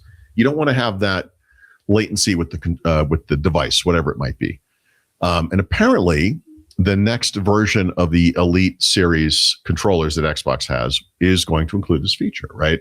So this controller has leaked a few times. The latest leak has a photo of the top of I guess it's kind of like the front from you using it and holding it. It's actually around the back. It's like like where the pairing button is and stuff. It's going to have a little screen, and the screen is where you can't see it when you're holding it. Exactly, because Xbox and really good user interface. Well, because part of it I think is like a transmission type thing. Well, actually, I'm not even sure about that. But I don't know why it's there. But it's there's a pairing button like we have today, like a physical button, and then there's a little screen that will show you if you're in local or cloud mode, right? So local mode meaning you're connected to that device, console, PC, Fire Stick, whatever it is, or cloud mode where the controller is linked directly to the cloud service, so it has its own Wi-Fi connection, presumably, right? It wouldn't be probably Wi-Fi connection. So they're doing the Stadia thing. It's like nice. I also made the observation that if you enjoy games like you have a bag or you have a Lego castle or something and you trip and it explodes into a million Lego pieces, Xbox Series 1 and 2 controllers are awesome like that because every single piece of it comes flying off if you drop the thing. So it will probably have that benefit as well because you can swap out the sticks and the D-pad and all the other bits or whatever. But to me, the bigger deal is this, and I have to assume this is coming to the normal Xbox wireless controller as well, right? Like you would want that, direct cloud connection. So no word on the timing or whatever of this thing, but I would assume it's going to be this holiday season because let's face it, they don't have any other hardware to announce. Yeah, I mean, there may be other. Well, to some, because listen, this is going to be $150 controller. It could. I bet it's going to be more than that. but yeah, it's going to be expensive for sure. You ever used to buy a console for that? What a concept! I know. So my hope is that, like I said, this comes down to the normal controllers as well. But whatever, there will be a timing issue. So this seems like a good idea to me. Other than the price, make something. You just pointed out. Yeah, do something. It's easy Christmas presents, right? Mm-hmm. Yep. My problem is I'm an ape, and so between here in Mexico and my place in Pennsylvania, I bet I replace a total of 3 to 4 Xbox controllers a year. Right. I should be on an Xbox subscription service that gives me new controllers every 3 months or something. Because I'll drop it on the floor and like the stick will be like 45 degree angle. Extra robust club model, right? Yeah, exactly right. Can also be used to collect food. Yeah, the one that will survive like the airport transport thing with people jumping up and down in the bags or whatever. That's it. Yeah. Yeah, I do need that. I'm a disaster. I don't know. Anyway, I think this is really cool. So other than, the other cost and complexity of this controller, but nice. And it's even more fragile. Right. Last week when we were in Vegas, I saw this headline and Laurent hadn't written about it yet at the time, and I didn't have time to look it up. So I didn't know what it was, but Microsoft has been more aggressively testing new console features this year, right? As part of their own kind of pain point thing. And you're starting to see, I don't know how they used to do it. Someone who's in this and active in this will probably just tell me that like this has not changed. But it seems to me there were more like individual features being tested through the Insider program, just kind of thrown out there. Like, we're gonna do whatever the thing is, and then of course eventually it makes it to to stable or whatever. So there's been a lot of that this year. It's actually been very active. So Microsoft is changing or potentially changing. I'm assuming it gets all the way through, like how audio is captured as part of a video capture, because you might want to capture, if you think about it, like you might be playing with a team of people and you might want like that audio in there. You might be just playing with a group of people you don't know. So it's a adversarial thing, but you might want that game chat in there. You might just want the game audio itself, so they're going to actually give you like more granular control over that kind of thing, which I think is, fine. I don't need any of that. I turn off audio. I can't stand listening to other people, but I also don't play with other people. So it would be good for that. Do you not play online anymore? Oh, I play online all the time. I just don't talk to anybody. You don't need to be reminded there's a 12-year-old That's kicking for the your kids. butt all over It, that. or someone who is a 40-year-old acting like a 12-year-old. There's so one all right, so because we're talking about this, I'll go in, like I'll install Call of Duty or whatever on the whatever laptop I'm using now, right? So you go in, you have to do the shaders. It takes a long time, but then I go and configure it. Like I try to configure a couple of individual features, but there's like an accessibility preset where it's for audio. No, it's for visuals. And what that does is it bumps up like the font size for like subtitles, for the player names, for the UI elements, whatever, and whatever other things, right? So I turn that on, which I really like. But one of the other things that turns on is all the audio, because I don't know why. Actually, it just turns on the audio. So I always like voice chat for me is globally off, but when I enable this accessibility settings, it comes on. So I get to witness people talking one time per computer. And it's always the stupidest, exactest thing from 1998. Like it makes me insane that it's a kid with a TV playing in the background, or a guy yelling at his wife, or two guys who are together in a game with 12 other people talking to each other just over everything. And it's like, how is this not evolved? Like, how is this not better? So this has been a helpful reminder of why I do what I do, you know? Right. So I just hate it so much. I don't know. If I'm going to play with other people, well, I'm not going to, I guess. I used to do this in the same room with people. You just talk to them like people. It was nice. This might be my favorite news of the week. This just came out of nowhere for me. I should have anticipated this. August, there's always like a Quake Con that occurs, usually in Texas, right? Mm-hmm. And id Software is the makers of Quake and Doom and Wolfenstein and everything else. It's always a big deal. This year, some of the id Software co-creators like John Carmack and John Romero showed up and were together for the first time in forever, and that's fun. Yeah. But there's always something. There's always like a remaster of something. Like a couple of years ago, they remastered Quake 2. Awesome, you know. This year is the 30th anniversary of Quake, and they released a new episode that has 9 new maps for single player and then 1 new multiplayer map. And this is brutal. This is it's kind of awesome, and it's awesome on multiple levels. Like the fact that the Quake engine, which was created in the mid 1990s. Mm-hmm. Originally for software-based rendering in DOS, right? Yeah. Got to remember this.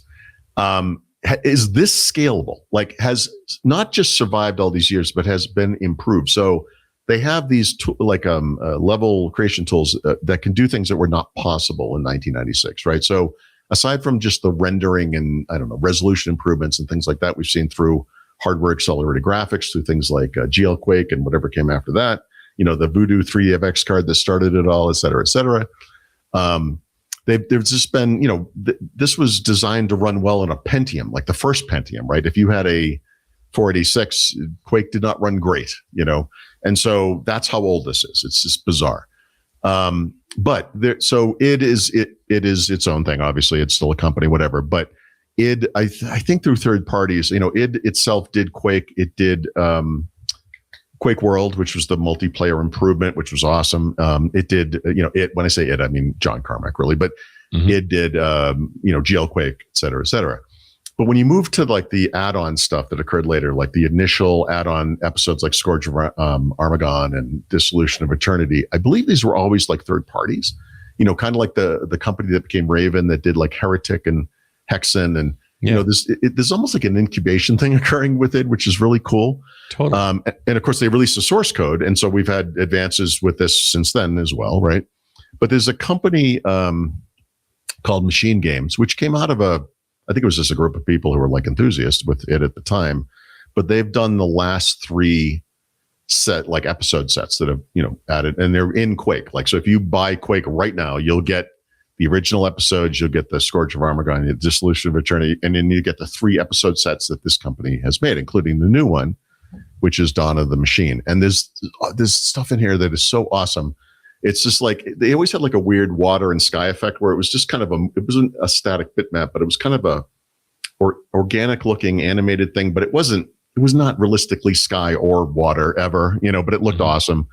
And that stuff in this game is dramatically better. Like, it's amazing. And the levels they've made are amazing.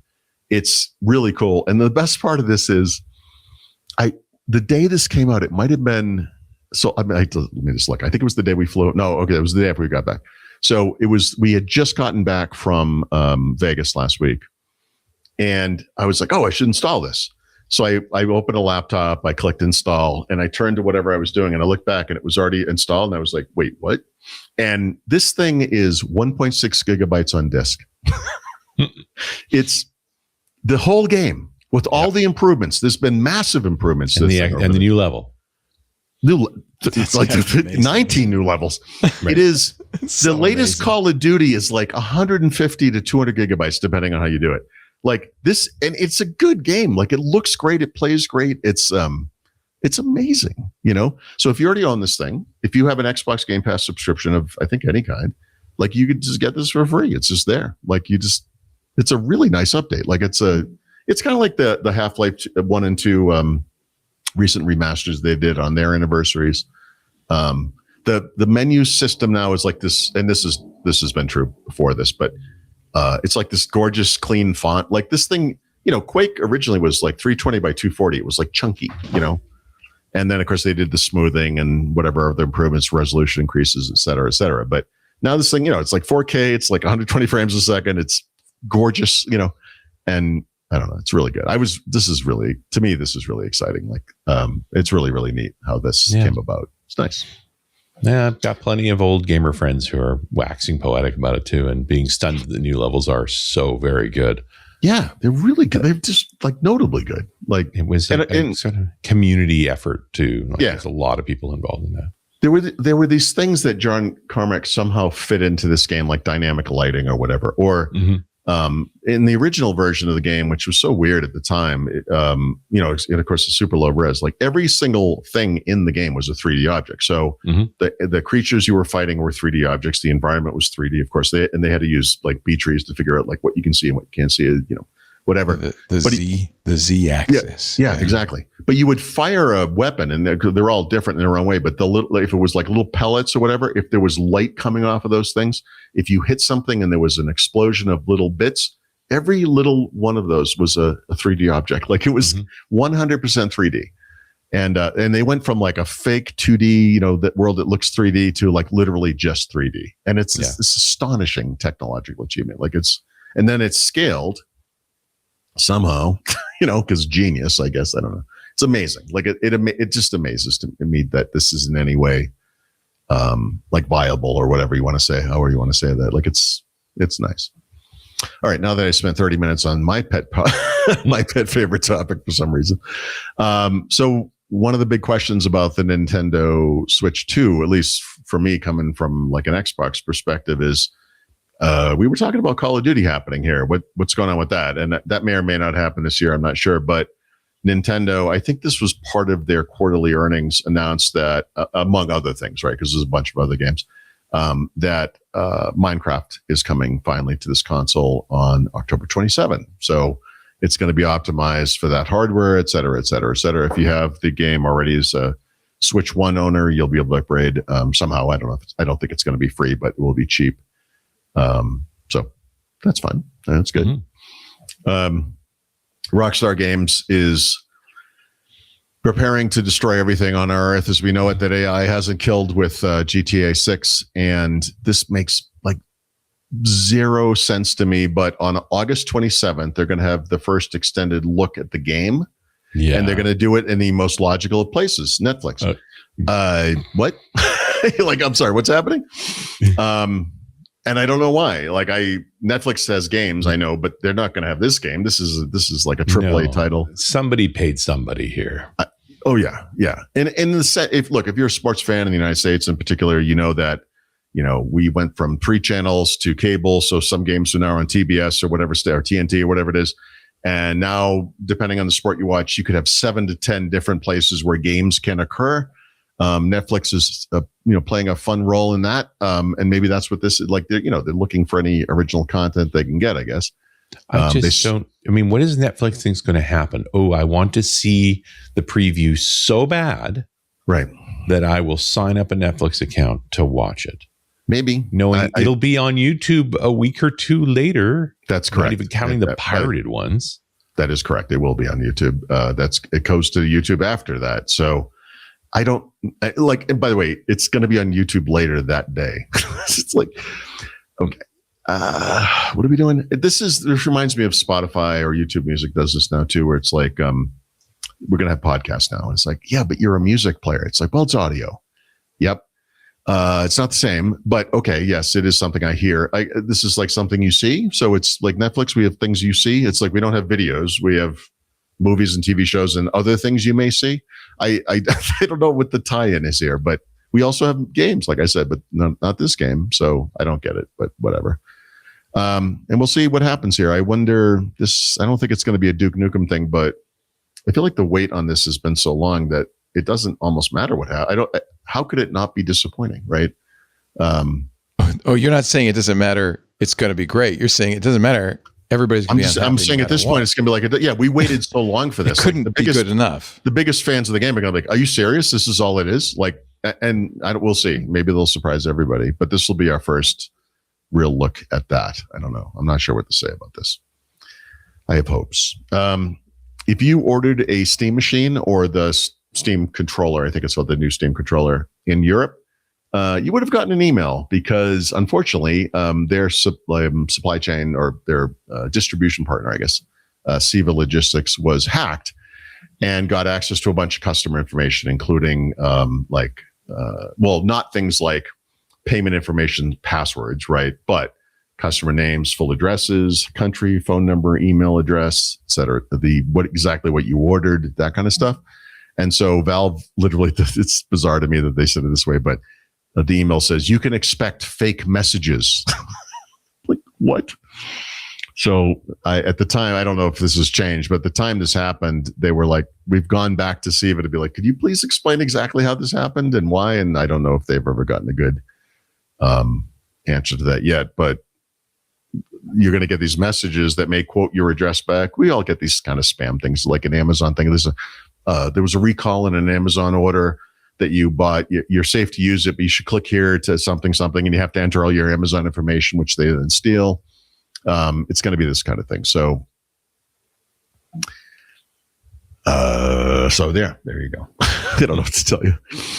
And then I mentioned Nintendo's earnings report. Their earnings report was terrible. And this is weird because they launched the Switch 2 in the year ago quarter, right? Right. So there should be like this uptick for some period of time, like year over year. It should be better for a while. And that's not what's happening. Nintendo is trying to, I don't know, like obviously there's a bit of PR here, right? They're trying to, it's like, they'll be like, well, compared to the original Switch in that time frame, it's better in some way, whatever. But no, the reality is they've made a lot less money than they did a year ago. And why would that reverse itself, right? So the thing that kept this from being worse is the same thing that happened to them, I believe it was last year, which is they have a movie. And the weird thing about this to me is I talked about this last week without knowing this was coming, right? So in Nintendo's case, they had a Super Mario Brother movie, I think a year or two ago. I think it was last year. And then this past year, they had something called the Super Mario Galaxy movie, which made $1 billion at the box office and dramatically impact, not to the tune of $1 billion. Obviously, they share that with studios and whatever. But to some degree, like this helped this quarter be a lot less bad than it would have been otherwise. I think it was, I don't think it was like plus 35 billion compared to the year ago or something like that. It was like, it actually had a material impact. And, semi-randomly, I think it was last week on the show, we were talking about Xbox. And I said, I don't know why they don't do more with their IP. Like they, had this successful Amazon show for Fallout. They didn't have a new game ready for that. Okay. They half-assed a Halo TV series. No one was super interested in that. That's their best IP. They should be doing Gear stuff. They are finally doing a Call of Duty movie, but they have all this IP. Like there should be a never-ending cascade of, Xbox IP-based TV shows, movies, whatever it is, And this is just one movie. I mean, granted, it did really well, but I think it says something that I don't recall even knowing this movie existed per se. It's like Super Mario Galaxy. What are you talking about? But okay. As long as Jack exactly Black's the not in market it. for it though either. Right? No. And they're going to have another one next year. They're doing a live action movie of The Legend of Zelda. So they seem to have figured this out to some degree. So I wish Microsoft would do the same thing. But Switch sales down year over year. Switch sales in the current quarter, the one that will be the next quarter when they report it, will be down. They will sell fewer switches this year than they did last year. It's like, what? This thing just came out. Yeah. And but people who wanted it bought it, right? I know, but this is not how it went for the original Switch is the best selling console this company has ever made, right? It is the record holder. I don't know if I have it here somewhere. Yeah, 157 million units. It's great. There's no way this thing ever catches up to that. This is not going to have that, this is no way. It's too bad. But there you go. But they have movies, so that's fun. Okay. Like the movies. I'm a movie fan. Yeah. Did you see The Odyssey yet in the theater? No. Have you done this? Have you? No, I don't have 3.5 hours to kill. What are you talking about? I want to see it, but I do too. But you have to sit in the front row at the IMAX in town. Yeah. Because so many people booked it a month in advance. I'm going to need an intermission. There's going to be a meal in the middle of this. I mean, I think I'll give you a hint. There's many long sea catheter. voyages. You could at that time head to the bathroom and you'd be back. Yep. Yeah. Do I have to read the Iliad to understand what's happening? No. In fact, it'll just confuse you, Paul. It's yeah. not a good Well, idea. Yes. Let's take a break. That was the Xbox segment. This is the back of the book. Coming up in just a moment. You guys are powering through this, man. I don't know. I don't know what's happening. You're good. You're good. Our show today brought to you by CashFly. I mean, literally brought to you by CashFly. They're our content delivery network, our CDN. And in fact, they have been practically since the beginning for years. Every stream, every download, every on-demand episode, you don't have to think about it. You could be anywhere in the world. It comes in fast. It comes in reliably because CashFly is quietly doing the heavy lifting behind the scenes. It's important. It's worth taking a peek behind the curtain. It's such an important tool for us. CashFly has been around longer than we have, more than 20 years. CashFly has been anything but resting on their laurels, though. They are far from static. In fact, they're always adding new things. It's really cool. Here are a few things to know. If you are right now doing what we were doing back in 2008, evaluating CDN options for your infrastructure. On CashFly, games download up to 158% faster than competing providers. And I can guarantee you, your users love that. Rock solid software delivery, even on chaotic launch days. And you get live streaming to millions of concurrent users without even breaking a sweat, less than 1 second latency. And that, like I said, they're always adding new stuff. That's just the most recent, but here's some more that's on its way. Actually, I think it's already here now. Advanced analytics, we have that, right? That gives you deep CDN visibility in the portal or your observability stack. Important to us. We always want to know how many downloads we've had, things like that.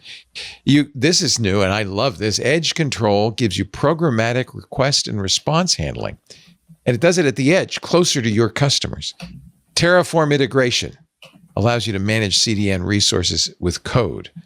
I know you engineers love that. With more than 75 points of presence across 6 continents, which, by the way, we love because we have listeners all over the world. Over 5,000 customers, we're one of them. And get this, a 100% uptime SLA. 100%.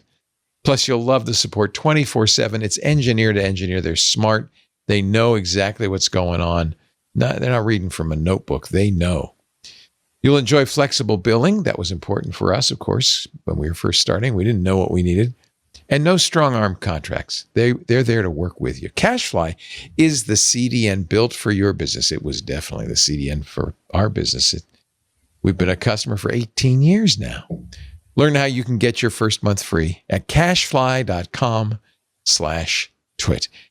You've heard me say it for 18 years. Bandwidth for Windows Weekly is provided by CashFly at cachefly.com/twit. And I just want to say thank you, CashFly. They're a great, great group. And thank you for supporting Windows Weekly, too. We appreciate that. Now, turn the page to the back of the book because Paul Thurrott's got his tip of the week.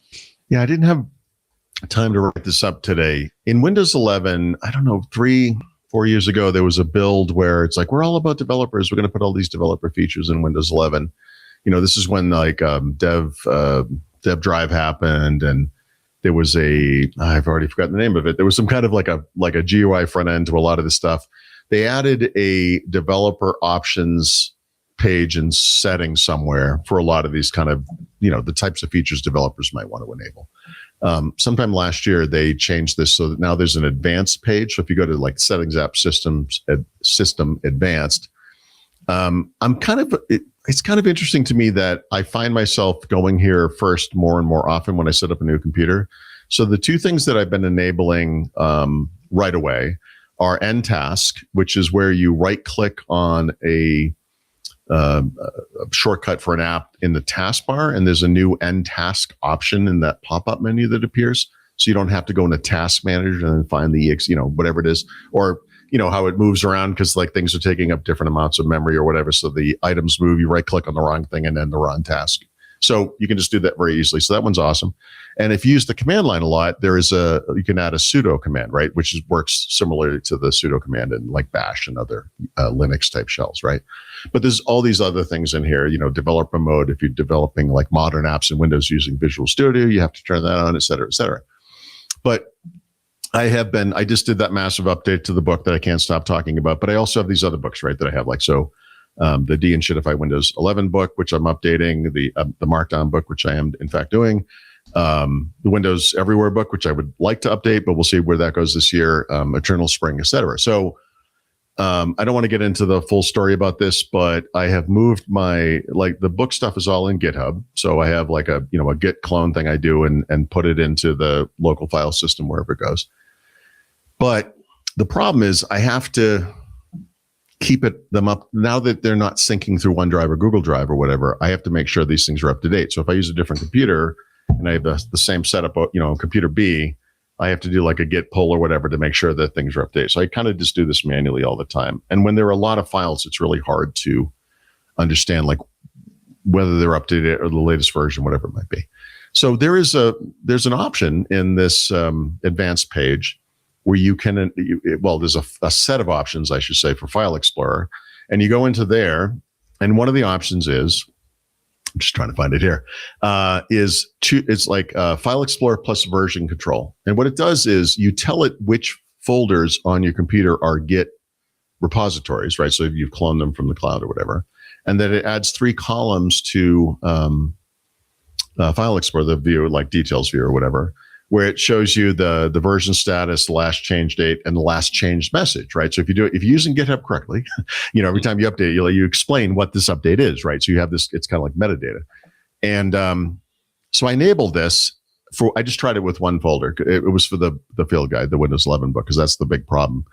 And I didn't see anything at first. And I'm like, what's going on here? What is this? And so then I reset I quit and then restarted explorer.exe, and then it popped up and I was like, oh my God, this is unbelievable. Like the only thing it doesn't have is a GUI way to do things like pull and push and all that stuff. But it gives you that status update. So I can just tell at a glance now if this thing is in fact the file I just updated on a different computer or not. And if it isn't, then I know I can just do a git pull or whatever. And I just, they announced this, I guess it was probably as long ago as last year's build. I don't remember, but I'd never enabled this. And I was like, this is actually really useful if you use Git. If you don't, there is a bunch of other stuff in this advanced page that I just feel like people don't know about. And I feel like any normal human being could benefit from end task in particular. And if you use the command line a lot, the sudo thing is really nice too. But I would just say, just take a look at this. Like, I think people aren't not aware. They don't know it's here. Yeah, don't even know it's there. They need a little the old Mercurial integration into File Explorer too. Right. Yeah. I got to look this up. I feel like there must be, well, of course, this will all break soon anyway because they're changing File Explorer. But I feel like there must be File Explorer integrations that have a GUI for this stuff. Like, because I use it's 100% command line. Like everything I do for the book, whatever it is, any interaction between the PC and GitHub is command line based, which is good on some level. But it's funny because I got so used to typing commands to GitHub. Yeah. And there are all of these graphical interfaces. Emacs has an interface people rave about, but I know how to. But then you use it and you're like, well, so push, commit, Right. I have it's not a script. It's really just 3 chain commands that just basically update. And so I'm working on the book and it updates everything. That's fine. But the thing I don't know how to use from the command line, which I know is a thing, is it's just like a status thing. In other words, I'm not going to do that from the command line. Like I'm not going to go to the command line and say, show me the latest update message, the latest commit message from every single file in this folder. Like I'm just not going to do that. That's what I have AI for. Well, okay, but I mean, seriously, if it's more complicated than commit and push, you're like, say, hey, who stashed that? What's going on? If I have to look at the help file and then I still can't figure it out, I have to look it up online. I'm not doing it. No. But now it's in File Explorer, and I'm like, oh, that's exactly what I want. Yeah, that's really a good point. It's good. And it even does the sudo. That's kind of interesting. Yeah. Huh. So it knows your master. It knows your password. The reason sudo's nice. Well, I mean, sorry. Let me tell you about Linux, Leo. No, I don't mean like that. So I obviously why sudo is important. The reason it's important in Windows is the way that we've been doing this so far is if we need administrative privileges, we open the terminal as administrator. Oh, and you have to open it as admin and all that. Yeah, there's a cute little icon that tells you that that's what it is, but you might forget, and you might not want that thing running all the time. I get what you're saying. So you could just open a normal terminal window and then do just like you do in Linux, right? So then you just do the one command, because the lifetime of that thing is probably, well, there might be a time frame, but I believe it should just be that command, right? And then you go on back Linux, there's a timeout. I think there is. That's why a few commands it runs, and then that's why I said that. And then you forget, or you lose track of it, and you're wondering why it's asking you for sudo again, or it says you have to use sudo now. Or whatever. I want it to, honestly. That's I don't like it to auto escalate or anything like that. Yep. So I feel like I could be wrong, but I think on Windows, I think it is just per command. I don't think it's a time frame. Huh, nice, but very nice. So it does ask you for the password when you upgrade. Yep. Yeah, that's good. Yeah, because it was always a pain to I got to right click and I got to close the terminal. Right click as administrator. That was just a pain. Good. I would do this. I can't tell you how many times I've done this. Yeah, exactly. Much better. Yep. And do we have a new browser by any chance? Yeah, but that's coming next week. Okay. I'd like to talk about the Shift browser a little bit. No. Well, I might be talking about it next week. I'm going to look at it, but in shiftification, the shiftification of Windows. No, so Stardock continues to release new Windows utilities, which I love. Right, so this is Start 11. Fences, window blinds. They still make. They have Object Desktop with all the stuff in it, a lot of stuff. But when I saw the name of this, I was like, I don't understand why you're even looking at this. But they have a new tool called AltTabby. Which Brad told me was because they needed a URL that was free, and that one was, so that was the name, but whatever. Obviously, it's an improvement on Alt+Tab, which is, as Brad says, has been pretty much unchanged in Windows for a long, long time. The only recent, other than some WinUI stuff, I guess, the only change I can think of is in Windows 10. I don't know if it was the initial version, maybe, but certainly in the Windows 10 timeframe, they added the ability to have Edge tabs be part of Alt+Tab. So instead of just all standalone windows or apps, if you had tabs like 3 by default, but it could be, I think it's 5 or 20, whatever the numbers are, you can see those there as well. And that's been pretty much it. And so this utility does a bunch of stuff. It has all these built-in layouts, some of which are beautiful. I mean, well, they're probably all attractive, but some appeal to me personally, including one that is like kind of search-based, so it works like command palette, like from Power Toys a little bit. But you can customize like every single element of this thing, from like the size of icons, how windows are grouped, to transparency colors, blah, blah, blah, whatever. You can pin apps so that they appear in this Alt+Tab interface even when they're not running. So you can just get to them quickly that way. That'd be a quick way to launch an app. It can replace task view. So it does the Windows key plus tab, keyboard shortcut, etc.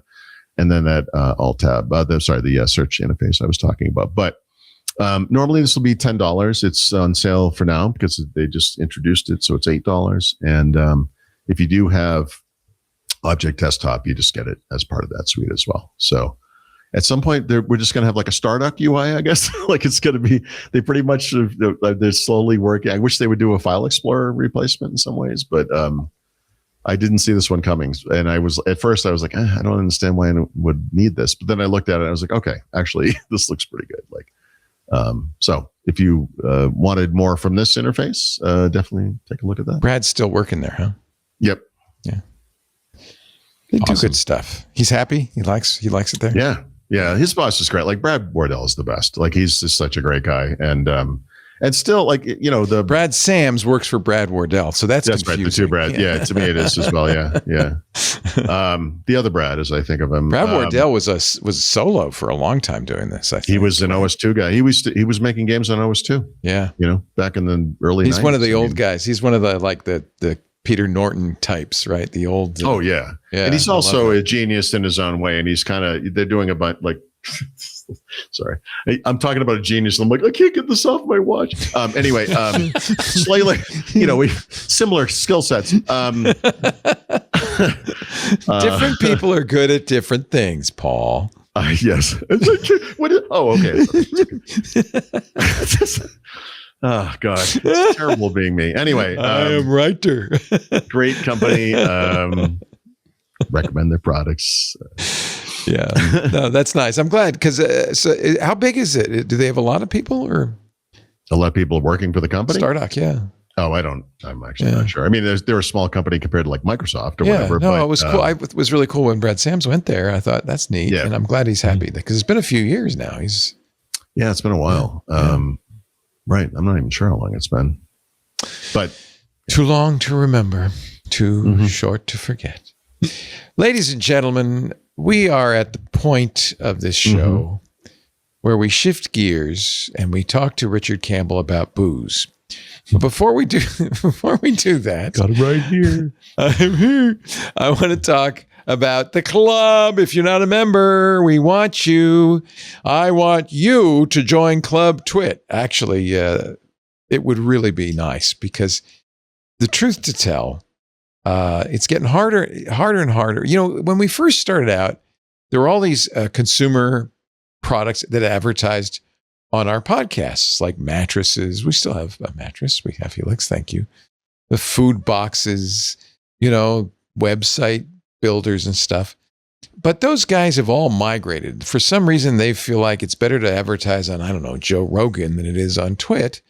And so it's been getting harder and harder to convince advertisers that you, the audience, are really worthwhile to advertise to. We know you are. In fact, the advertisers we do have been with us for many years. Some of them more than a decade. Some of them almost 2 decades.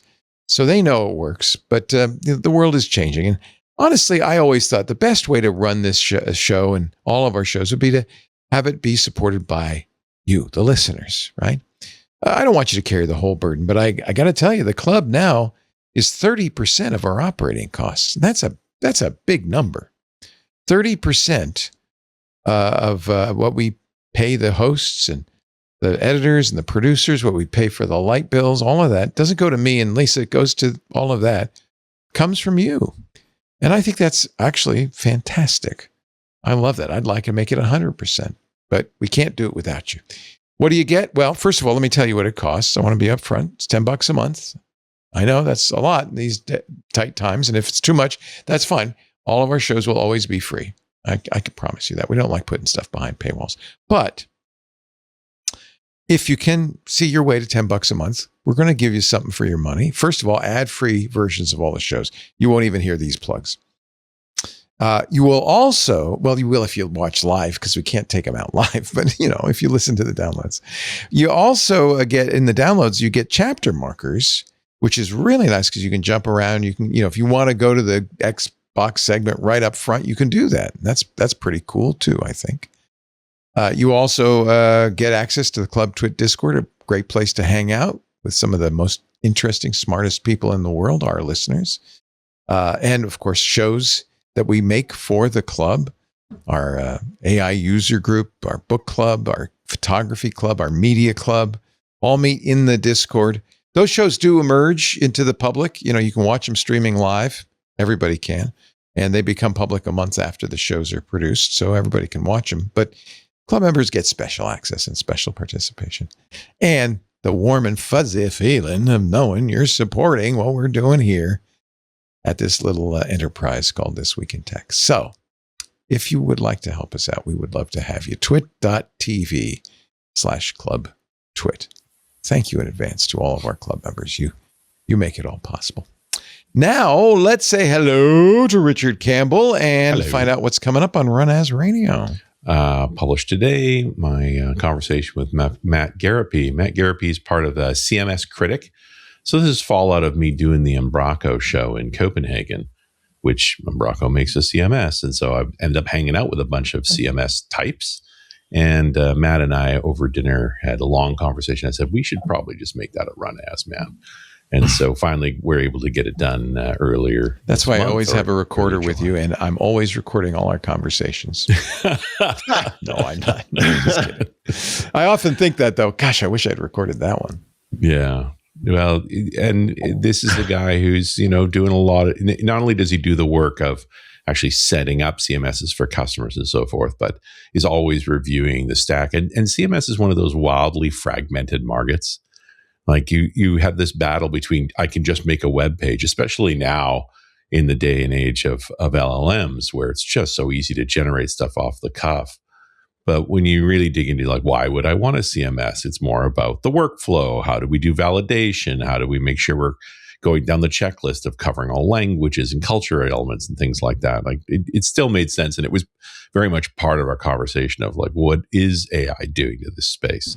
I'm very interested in CMSs. I think it's a funny subject. Little business. And it's one of those ones where there's so many products because there is no one right way. But the one fundamental truth is once you go down a path with one, getting out of it again is virtually impossible. Yeah. You start pouring content into that. And there's always this schism between simple enough to be able to use with non-technical people and sophisticated enough to do all the things you need it to do. And in many cases, and again, this part of the conversation was this reality of you jumped in on a CMS in version 1 when it was simple. And then you grew with it as it went through versions. And now you're deeply locked in and knowledgeable about it. And switching over to another one is a nightmare. And starting into any mature CMS is a real barrier. In some ways, it seems like most CMSs are going to make their customers in the first couple of versions, and then that's the business, which turns out to be a good business. Like Umbraco, they make a .NET-centric CMS, and it's a comfortable living for a group of people in and around Denmark. Like they do very well. Very funny little niche of the world, and a product that virtually every company needs one of, at least internally, if not externally as well. Just how do you present yourself using web technology? So I'd never done that conversation as a show before, so it was good to talk to somebody who's been deeply in this space, just about what that means. Very nice. CMS. Yeah. Episode 1049, you'll find it at runasradio.com and wherever you get your podcasts, as they say. Now, we've left you plenty of time to talk about Lincoln. Yeah. This is such a wacky name of a whiskey. So it's a fallout of Nebraska. Actually, I did a podcast while I was in Nebraska for another show. It was about tech and pizza. So they made me their why local didn't I pizza. think of that? Yeah, it was a good one. In this particular pizza place, and I think maybe it's just a Lincoln thing, they keep putting cream cheese on the pizza, which seems very wrong. Yeah. But I got to tell you, like the pepperoni pizza with little daubs of cream cheese on it, well, it wasn't horrible. I'm not going to go out of my to order it, but it was anyway, you can go find that show if you want to. It's very Midwestern. But this was their gift, and it's another Nebraska whiskey, and it's called Sideshow, although the full name is Lincoln Straight Bottled and Bond Bourbon, which is like too many words. But all of them mean something. And so part of the story is just going through that. Now, we just did a Nebraska whiskey. We did Loop River just a few weeks ago. So I don't really want to do the whole history of Nebraska again. But as I dug into this one, I ran into this great story that I thought you'd probably enjoy. So the founders of this whiskey Sideshow are actually beer makers. They're Kincaider, which is a weird name. Like you think, is their name's Kincaid? No, none of that is true. A Kincaider is a settler from the early days of Nebraska who benefited from the Kincaid Act of 1904. It's actually named after a Nebraska congressman, Moses Kincaid.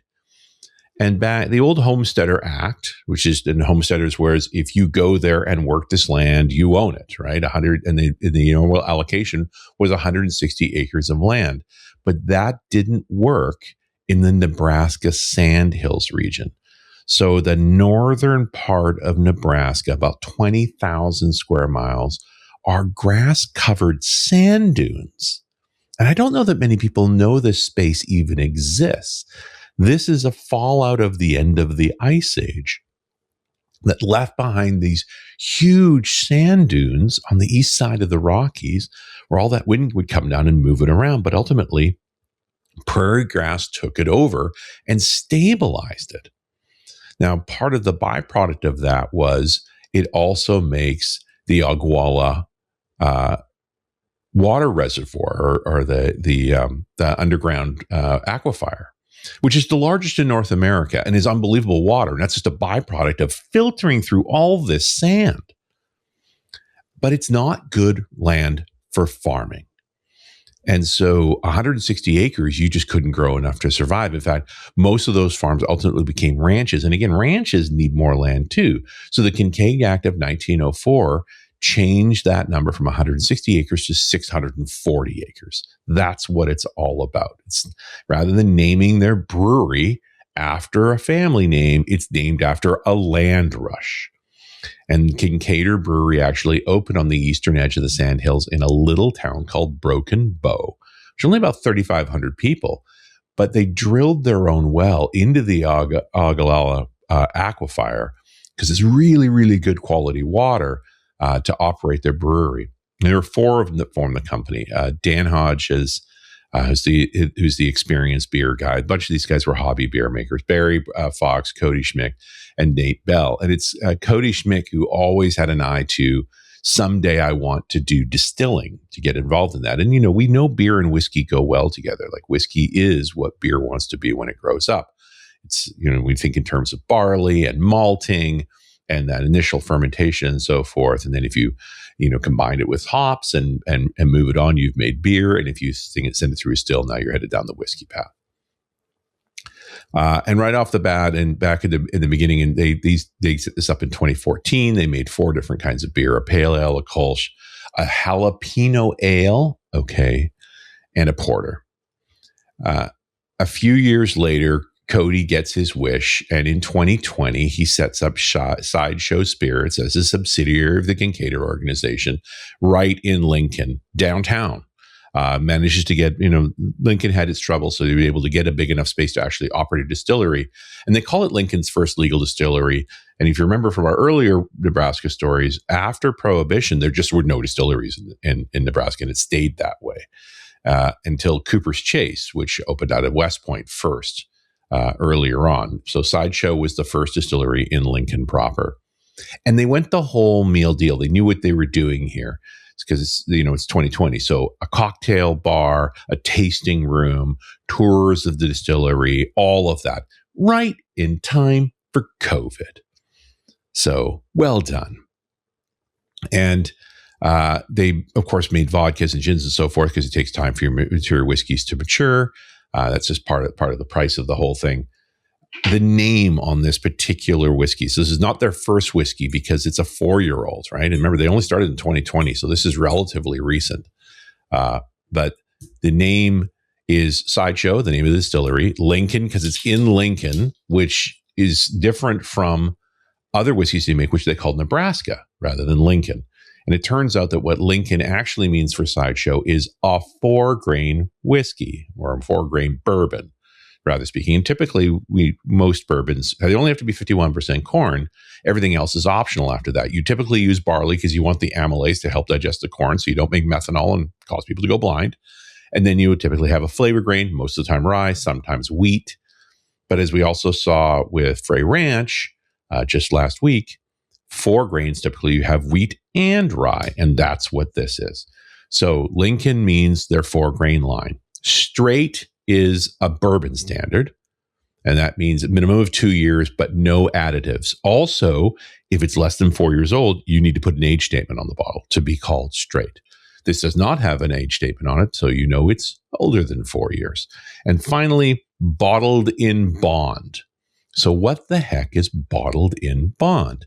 Well, bottled in bond is actually an act from 1897. And the rules were the whiskey must come from one distillation season. Now, typically you do rounds of distilling based on when you get your grain. So there's normally 2 seasons of distillation, Jan to June, July to December, depends on when you exactly get your grain. So you have to make your whiskey, anything coming into the bottle has to be from that one season. It also be one distillery and at least 4 years old, because it should be stored in a federally bonded warehouse. And a federally bonded warehouse means it is tax exempt until you take it out. So you can make your whiskey, but when you don't have to pay taxes on it until you take it out of the bonded warehouse to go to sell it. So that's what a bonded warehouse is all about. And always bottled at 100 proof, so 50% alcohol. Exactly. What is this all about? Like, why bother with this? Well, the important part on this whole Bottled in Bond Act is it's 1897. And there are no standards for whiskey. And companies are doing all kinds of crazy things. And so quality makers of whiskey are very frustrated because the ones that are cheating are able to sell for much cheaper. Maybe they're just using grain alcohol. Maybe they're not even, they're just using colored water. Like, you don't know what they're doing. There's no controls. And E.H. Taylor, which we've talked about before over in the Sazerac Distillery, part of Frankfurt, was one of the folks that drove Congress to pass this Bottled in Bond Act.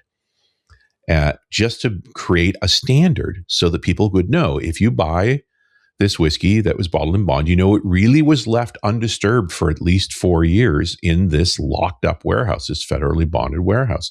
So you get a higher quality product. Now, we don't need that today because you have the FDA now. But the Pure Food and Drug Act, which is the precursor to what becomes the FDA, doesn't happen until 1906. So this is 10 years before they can get standards together for food quality that'll include alcohol. They come up with a strategy to make a quality measure for an alcohol. That's bottled in bond, which begs the question, why are they doing this now? Because it's one of the last whiskeys they've made so far. It has to be at least 4 years old. So this is just I would call it a gimmick, but it is a standard. It is a real standard.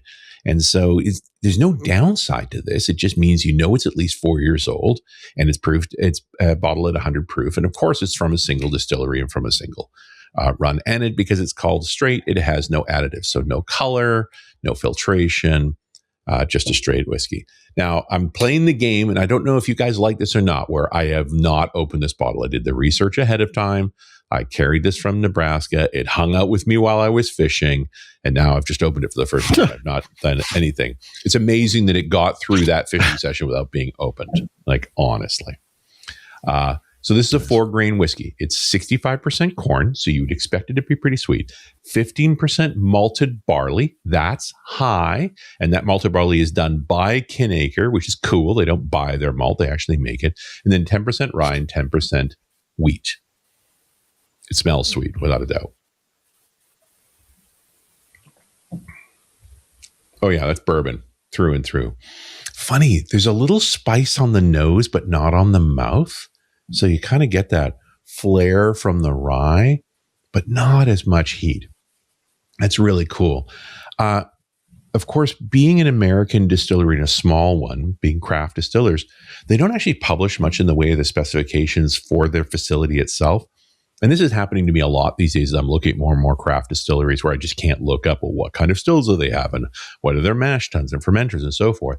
So I've gotten into this routine now, and thank goodness for generative AI, of going through like TripAdvisor and Facebook and things like that for photos of a tour.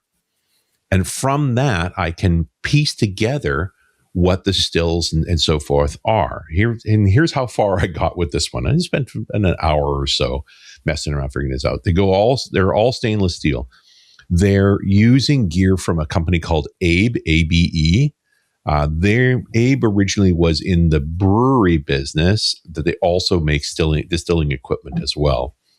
And this was supported by the fact when I looked up Kincaidor, I saw that they have a relationship with Abe, and in their pictures, they have a bunch of Abe equipment. So that all makes sense to me. And then it helps to just get a good picture of the still where the big logo says Abe on it. In fact, I found the model they're using. It's a thing called the Patriot still. And it's a craft hybrid distillation method. We've talked about a similar system here where they have a 500-gallon pot still, which is their first stage. And then that is fed into a 250-gallon column still. Their particular model has 14 plates in it. You can adjust this depending on your design, which then feeds into a stainless steel condenser. Now, this is an unusual strategy for large-scale production. Like if you think about a company like Maker's Mark making bourbon, they do a column still to a pot still rectifier. So the column still raises it up to 60+%. Then they put it through the pot still and do some finishing on it. When I did the Maker's Mark tour back in the day, we got a chance to actually sample directly out of the column still and then sample directly out of the pot still to see the changes that happen there. But in craft distilling, they'll typically, with this particular hybrid design, they'll start with a pot still and then do finishing in the column still. And it leaves more grain in the whiskey. That's the concept, is that you really are not, you're less focused on the wood, more focused on the grain. And I think that comes across very clearly. I always worry about 4-grain whiskeys. There's just too many flavors, especially to go grain forward like this. Like, do you still get all the characters to it? And like I said, I can definitely smell the rye, but I don't taste it as much.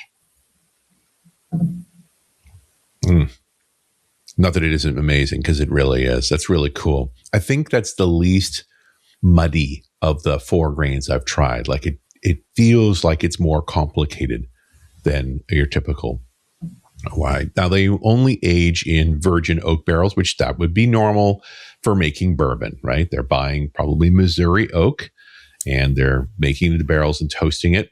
And then, of course, this one is 4 years. Now, it's pricey. I found it in Total Wine, but only in certain areas. I had to go tell them I was in Nebraska and go to the Total Wine there for $70, which is about twice the price of many of the other Sideshow whiskeys. But considering it's the 4-year, 4-grain, I guess that makes sense. It's their most advanced version. And I don't know that putting it in bond costs them more, because in theory, that's not their storage facility, although they might have paid to be certified to have a federal bonding area in their facility. None of this stuff is published, and I couldn't find any documents to it. And I find if you actually take the tour, and I tried, I couldn't get it, and you ask those kinds of questions, you get pulled out of the tour. Ask me how I know. Usually I just scare the tour guide so badly that they go get the master distiller or the owner and just take me out of the tour, because I don't ask normal questions. And I mean, on the other side of this is like typically the master distiller or the owner would like to talk about that stuff. They just, didn't educate the tour guide on that, because why would you? That most people on a tour are there for the free drink at the end. They don't expect Richard Campbell. Yeah, I know. It's that. And it's to the point now where, like, I'm going to go do the Kansas City show again in September, and my friends down there have reached out to a few of the distilleries. I think we're probably going to go to Holiday, and they're just offering me a private tour. Yeah, they should let them know the guy's coming. That's exactly what they did. And you know what they did? They sent links to the YouTube stream and said, this is what you're going to get. Yeah, this is what happens. And so, I've got a private tour at the Holiday with a few of my friends and the master distiller. Sideshow Spirits, the greatest still in town. These guys are really fun. And by the way, Lincoln downtown is a fun place. I hear good things about Lincoln all the time. Yeah, they got a vibe going on there. We did a great show there. We had a lot of fun. I did my AI hype keynote, which everybody loves. And then, but every night we were out, and there's a bunch of cocktail bars. There's all kinds of cool breweries and things. Like, they've got a thing going on there. And I wish I could have gotten to the Sideshow, but it was packed. Interesting. If I'm able to get back next year, as soon as I know I'm coming, I'm going to try and book this tour, because it's just busy. No, I always like going to drink at the coffee roastery where you sit next to the roaster. I like the idea. Legit. And that's the same thing. You think on the other side of that wall of the bar are the stills. Yeah. So they have a speakeasy next to the stills. That's great. Yeah. Yeah. What fun. And again, it's like it's all they're playing the vibe game, but they're also making good spirit while they're doing it. Like in the time we've been doing this over the past few years, I'm really enjoying the wave of craft distilling that's going on. Yeah. That people, they get it. Like these guys started in 2020 knowing exactly what they wanted to do, the style they wanted to go. I don't know if they knew what kind of whiskey they were going to be able to make, but they bought good gear and they bought a lot of gear. Like there's 2 different still rigs in there too. These guys weren't scraping by. Like they spent money to really set it up well, and they did a destination in the process. I love and it. good on them for it. It's a sideshow without a doubt, but a good sideshow. We're seeing things like that in Petaluma too. The next time you're out here, we'll take you to Griffo. This is so many whiskeys, so little time, I guess. Yeah. Well, it's a good probably, how many weeks can I do this? I'm falling behind. Well, it's like beer. I think it started with craft beer. Yep. And now that it's legal to do your own stills, it makes perfect sense. It's a real and all of craft. these companies that made these craft brewing gears like Abe have learned make stills too. Right. And your customers will come alcohol. back. Yeah. Yeah. Well, there you go. No sideshow here. That was front and center. This is a 3-ring circus of fun with Mr. Richard Campbell. You'll find him at his runesradio.com. And of course, he does another great show called .NET Rocks with Carl Franklin. That's always great. And those geek outs are especially good. Paul Thurrott is at thurrott.com. His wonderful books are at leanpub.com. If you wanted the books, the best thing to do is become a premium member at thurrott.com. You'll get all the books as well as a membership. You don't do tote bags, you do books, which I think is right. appropriate. Maybe I should look into that. It sounds like it'd be less work. Well, I would say get a tote bag to put the books in, but because they're digital, there's nowhere to store the bits. You can make a little bag for a USB key. A little USB key, like little sleeve thing. A little bitty bag. It's an idea. The books include, of course, the Field Guide to Windows 11, constantly updated. De-Inshittify Windows 11, constantly updated, and Windows Everywhere, which I'm glad to hear you're going to do a little more on. That's great. That's the history of Windows. I've been reading programming frameworks. Just for people who were curious, during the show, we were benchmarking, and we'll talk about this a little bit more on Intelligent Machines, which is coming up in half an hour. But amazingly, I'm very, very surprised. I thought I was going to be running a Chinese model on these dual sparks, these local sparks. I did not need to get 2 because NVIDIA has shipped a model called Nemotron that is in fact faster, better than either of the Chinese models. It was the only one to get 5 out of the 6 very difficult challenges that we devised for it. Every battery that separates careful from sloppy? Yeah, every battery of tests that separates a careful model from a sloppy model, it passed. And it only got 1 wrong, and it's the same one everybody else got wrong. It says it's a genuinely how to pronounce the rut? No, it's a genuinely ambiguous log question about audio layers. We were working on a headset thing. Now it's saying, want me to crown it as the incumbent? Usually AI doesn't misspell things. Now I'm starting to worry a little bit. Right. Is this real, or did Jensen Wong take over my browser? And we won. We won, everybody. We won. Thank you, Paul. Thank you, Richard. Thanks to all of our wonderful winners and dozers who join us each and every week for Windows Weekly. We do this show on Wednesdays, 11 a.m. Pacific, 2 p.m. Eastern, 1800 UTC. You can watch it in the Club Twit Discord, of course, but you don't have to. We also stream on YouTube, Twitch, X, Facebook, LinkedIn, and Kick. After the fact, on-demand versions of our shows available, all of them at the website, twit.tv. In this case, it's twit.tv/WW, easy to remember, for Windows Weekly. There's also a Windows Weekly YouTube channel with a video. We do audio and video of all of our shows. And you can subscribe either to audio or video, or if you're a real glutton, subscribe to both. They're free. Why not? Cost you nothing. It's a little hard drive space. Of course, nowadays hard drives are precious, so maybe you just pick one. It's up to you. Thank you, everybody. Have a wonderful week. Paul, we'll see you next week in Mexico City. Yes? No, I'm going to be in Pennsylvania next week. Wow. But don't forget to bring your whistle with you. The people in the country really need to know what it's like living in a foreign land. Oh boy, yeah, just a constant cavalcade of noise. Why do they blow the whistles? Because they have them, Leo. Okay. Why would they have whistles? That's actually Mike Elgin posted this. He and Amira, of course, travel all over the world. He says one way to judge a city is by vibe, and he says there is no city in the world with a better vibe than Mexico City. No, Roma Norte specifically. Yeah. Wow. So they're blowing whistles out of sheer joy. Well, this is down. They're not doing it here. The whistle is downtown, but it's like an army of police officers. No weapons, but they have plenty of whistles. Oh, that's and they're going to town on these things. Like they're trying to get traffic in order. Come over here. All they're doing is making traffic worse and louder. Where there's no traffic? The beautiful Madeira Park, British Columbia. Listen, both cars were out the other day. People panicked. Right. The only traffic is the loons going. We did have a car show last weekend. The wooden boat show and the car show was up, and the cars come from like the mainland and stuff. So the wooden boat show. The wooden boat show is fantastic. We go every time. I love those classic old wooden motorboats. Yeah. Oh my gosh! They clear all the shrimping boats and stuff out. They move them all off and raft them up, and then all these big wooden boats come in. Okay.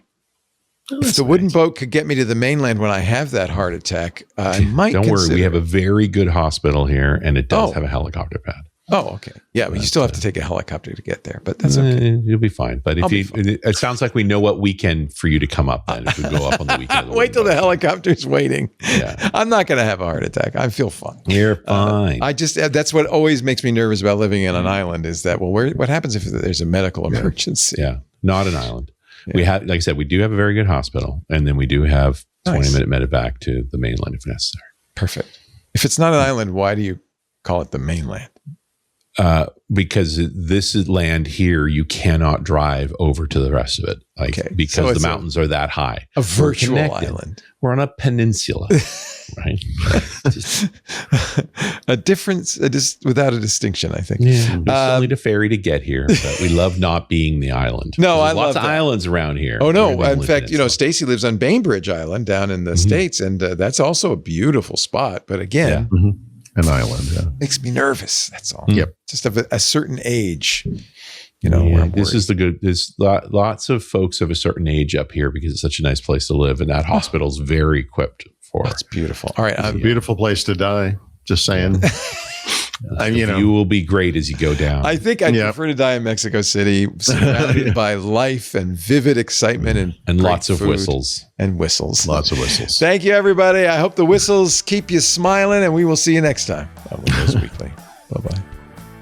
Hi there, Leo Laporte here. I just wanted to let you know about some of the other shows we do on this network. You probably already know about This Week in Tech. Every Sunday, I bring together some of the top journalists in the tech field to talk about the tech stories. It's a wonderful chance for you to keep up on what's going on with tech, plus be entertained by some very bright and fun minds.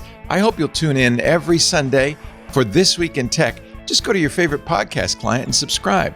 This Week in Tech from the Twit Network. Thank you.